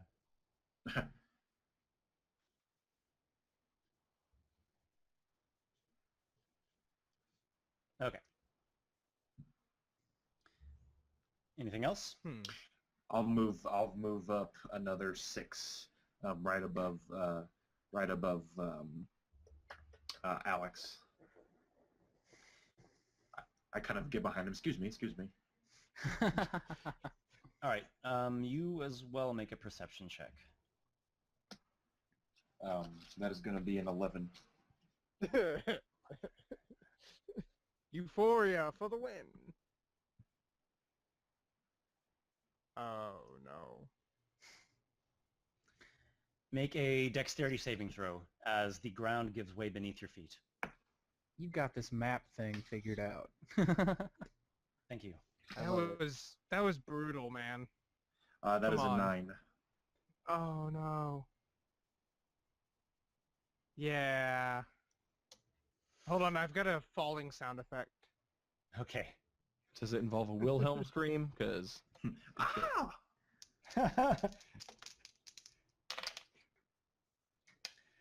Magos, you plummet 20 feet, though luckily the ground that you land on at the bottom is mucky. It's not too hard. You take 5 points of falling damage. Okay. At least it wasn't punji sticks. At least Oh not that. God, that would be awful. That would be, if you'll allow me, shitty. in the euphoric state, well, whatever. At least the Alex. leg's soft. Alexander. Oh, did the thing not take its turn, or did it take?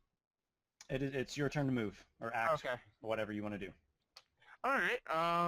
Well, I'm gonna jump over the giant hole. Okay. Do you need an acrobatics? If you jump from just a standing position, I'm going to call for an athletics check to see if you can clear it. You can alternatively try to climb along the wall there. Yeah, I'll do that. Okay. I'll just climb along the wall. And I will go over to next to where Pollock is and take a look down that path. You'll still have to make an athletics check to climb along the wall. You could also make an acrobatics check to balance to skirt along the crumbling, narrow ledge of the pit. Well, I want to use acrobatics because that's what I'm good at. So Okay. I guess I'll take a take a jump across with a 15, 16, 17, 18, 19, 20. 20 acrobatics? Oh yeah, please. He jumps out of the well with my acrobatics. With my acrobatic assistance. You skirt along the crumbling edge, the lip of this lightless pit, and you do not fall. Yeah, and I'll just want to go next to the left of where. All right, that's Pollock 25 feet is. of movement there. All right. Can I see anything down that path? Just shadows? Let's see, you got the low light vision, right? Yeah. Okay. I know it doesn't completely light the way, but Yeah, I'm gonna give that to you. Roots, and more roots, and the tunnel guys, Cthulhu's down there. sloping on. Yeah. All right. And can I still take a shot at this Kermit, or did that jump kind of? you still have your action. You also still have 5 feet of movement. The toad, however, seizes the opportunity and springs at you. So we've got this massive warted amphibian with its mouth open, diving straight for you through the air while you're firing an arrow. You use a bow or a crossbow? Yeah, bow. But while you're firing an arrow right back at it. So go ahead and make your attack. It's going to make one as well. Nice. That's I've got a +7, so that's 14, 15, something like a 21. Okay. And hold that. What does a 17 to hit compare to your AC? Oh, that's a hit. Okay. So this is going to happen first. The toad's mouth clamps onto you. Ow. And beyond the force of the bite of this thing's big maw, you feel a nasty kind of burning sensation in the wound. That does 6 piercing damage from its mouth. It has these little fangs. Also 7 poison damage. A total of 13. That's not good, guys. Is not. Magos It gets worse. Good. That's It clamps onto you, and this thing has a big mouth, and it really clamps onto you good. So that shot that you're taking gets knocked a little bit off kilter. So you have disadvantage. Roll again, and if it's lower, you have to take the lower one. It's higher. Okay. So we'll keep that first one, which is a hit. Go ahead and roll your damage. All right. I'm guessing I don't have a sneak attack, but that's You do not. 8 plus 5. So, God, I'm sorry, I'm awful at math. 13. 8 plus 5 is 13. Yep. Excellent. You put an arrow into the hulking flesh of the toad, into its thick skin. Let's see, what else do we have? That's that. Razvan. Is it still holding on to me? Razvan. Yes. So I would hear the crackle as this pit that I knew was there opens up. Indeed. And then this heavy thump when the frog lands, and then when it bites into my compatriot. Fine. So I don't want to be above this pit, but I also think that Magos may need help getting out. So I'm going to spend my turn pulling the hempen rope off of my bag Uh-huh. and tossing it down into the pit for him to climb up.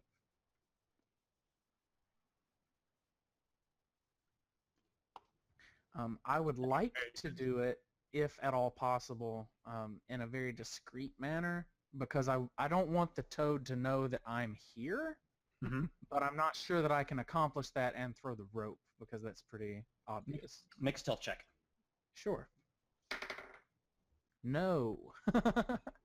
Yeah, it's only a 11. The toad seems to be focused on the snack in its mouth. All right. So Wow. I kind of get on my hands and knees and toss it into the pit, Mhm. and then just hold on to it, and hopefully he'll climb up. And that's it for my turn. Okay. Excellent. And Magos, you've got a rope there. The toad, the giant toad. This is an attack versus Alexander. Yep. 10. I don't think that gets you. Would it get advantage because I'm in its mouth? I think so. Yes. I yes, hate doing that, but No, that's good D&D. Natural 1. oh, sweet, I'm not hurt, right? The toad Like- tries to swallow you. It tries to just eat you whole, and you're struggling against it, and it doesn't quite get you in there. Good. Excellent. That's a good thing. Did you say Pollock? Indeed. Great. Pollock is going to charge forward, long sword in hand, gleaming from the hilt is just the shining, gleaming metal. And he holds his shield up and tries to spear this massive toad in its belly. Excellent. Thanks, bud. And that's a total of 22. Oh, good. A Good hit. roll. Good. That's a D8, so that will be... And now, I always forget this, I'm sorry. Does proficiency bonus get added to damage? It does not. It does Okay. not. I'm sorry, I always mess it up. Then it's a total of 8. 8 damage. As this blade comes slicing into this this massive toad's thick, flexible flesh. The toad is cut. A pussy blood weeps from the laceration. For some reason I thought cut, built, but never mind. Magos, I try to climb up this rope that has been you are in handed a to me. dark and dirty pit. You grab hold of the rope, and you begin to just climb the rope, right? Right. Okay. Here's what I'm going to do. Both of you make athletics checks. 8. That is a 14. 14 for Magos? Mhm. Razvan? 18. Excellent. That will constitute your turn, but you climb out, he helps you out. I will make you a lord for this. I grab onto his slimy hand. Come on. Oh, God bless you. You even have 5 more feet of movement left over, Magos, if you want to keep going. I get up and I see the big toad. I'm going to stay where Razvan is, actually. Okay. If that's possible. And I kind of see the big toad and I go, uh-oh. And I don't have an action left, but I guess I'm going to go ahead and move kind of back as far around that pillar as I can. All right. There you are. Excellent. Alexander, I'm in a frog. you are like your right arm from elbow to shoulder is jammed in this thing's mouth. Yeah, I want to get out. For some people, I'm sure that wouldn't be a pressing matter, but for me, having my arms intact is nice. Would that be a strength save? You can make acrobatics or you can make athletics, and then we're going to contest it against the strength of the toad. I'm going to do acrobatics. Okay. 16, 16, 17, 18, 19, 21, 22, 23. You and the toad struggle back and forth. You slip free. That was your action. You still have your Yep. movement or anything else you'd like to do? If I take a 5-foot step up to the left or to the right, would that provoke? So if you're moving away from the creature, then yes. If you're skirting around it, then no. Disengage. Yeah, I'm gonna disengage. That requires an action. Oh yeah. Oh, yeah. Cunning You can do that, action. though. Yeah, Use a with the rogue. cunning action of rogue. Excellent. Mhm. So you use disengage, and then you take your movement free of the threats. So where do you want to go? Just up and to the right. Thank you. Any more than that? No, that's fine. Okay. Razvan, I you would have helped pull your ally out of this pit. I scramble back to my feet, grab my crossbow, and I'm going to attempt to use my bonus action to hide as I move back around the pillar and come up the left side. Okay. I appreciate everybody reminding me that I have cunning action. You're welcome. I completely forgot. Okay. I'm not going to require that you make a new hiding Oh, really? check. I think you rolled good enough on Fantastic. the last one. Mhm. But your cunning action is probably going to need to go into a dash. Yes, if you're not going to make me roll to hide, then definitely dash and Mhm. try and loop around and get a There you shot go. on this guy. Okay. So you've used up 10 feet of your dash. You still have 20 more feet, whatever you want to do with that after you take your shot. All right. Since I'm hidden from him, would that still give me advantage? Yes. Fantastic. Then I will use sharpshooter again and make a gamble. The first one's a 2. Probably not going to do it. The next one's quite a bit better. That's 18. Hit. Ah, fantastic. For 4, that's 18, 21, 24 damage. I try to aim at a spot that's wounded from earlier when he got slashed. Your crossbow quarrel buries itself straight through the thorax of the toad, and it just writhes and writhes, and it's just going to keep writhing there on the ground until it eventually is going to die. Nice. The room otherwise is silent, other than this flopping, dying beast. Wow. So Pollock sees a bolt Oh. fly over his shoulder. Nice. Instinctively, I don't even wait to see how well the hit connects. I put my back against the wall and reload the crossbow. And then when I hear Right. it thump over, I look around like, oh, thank God.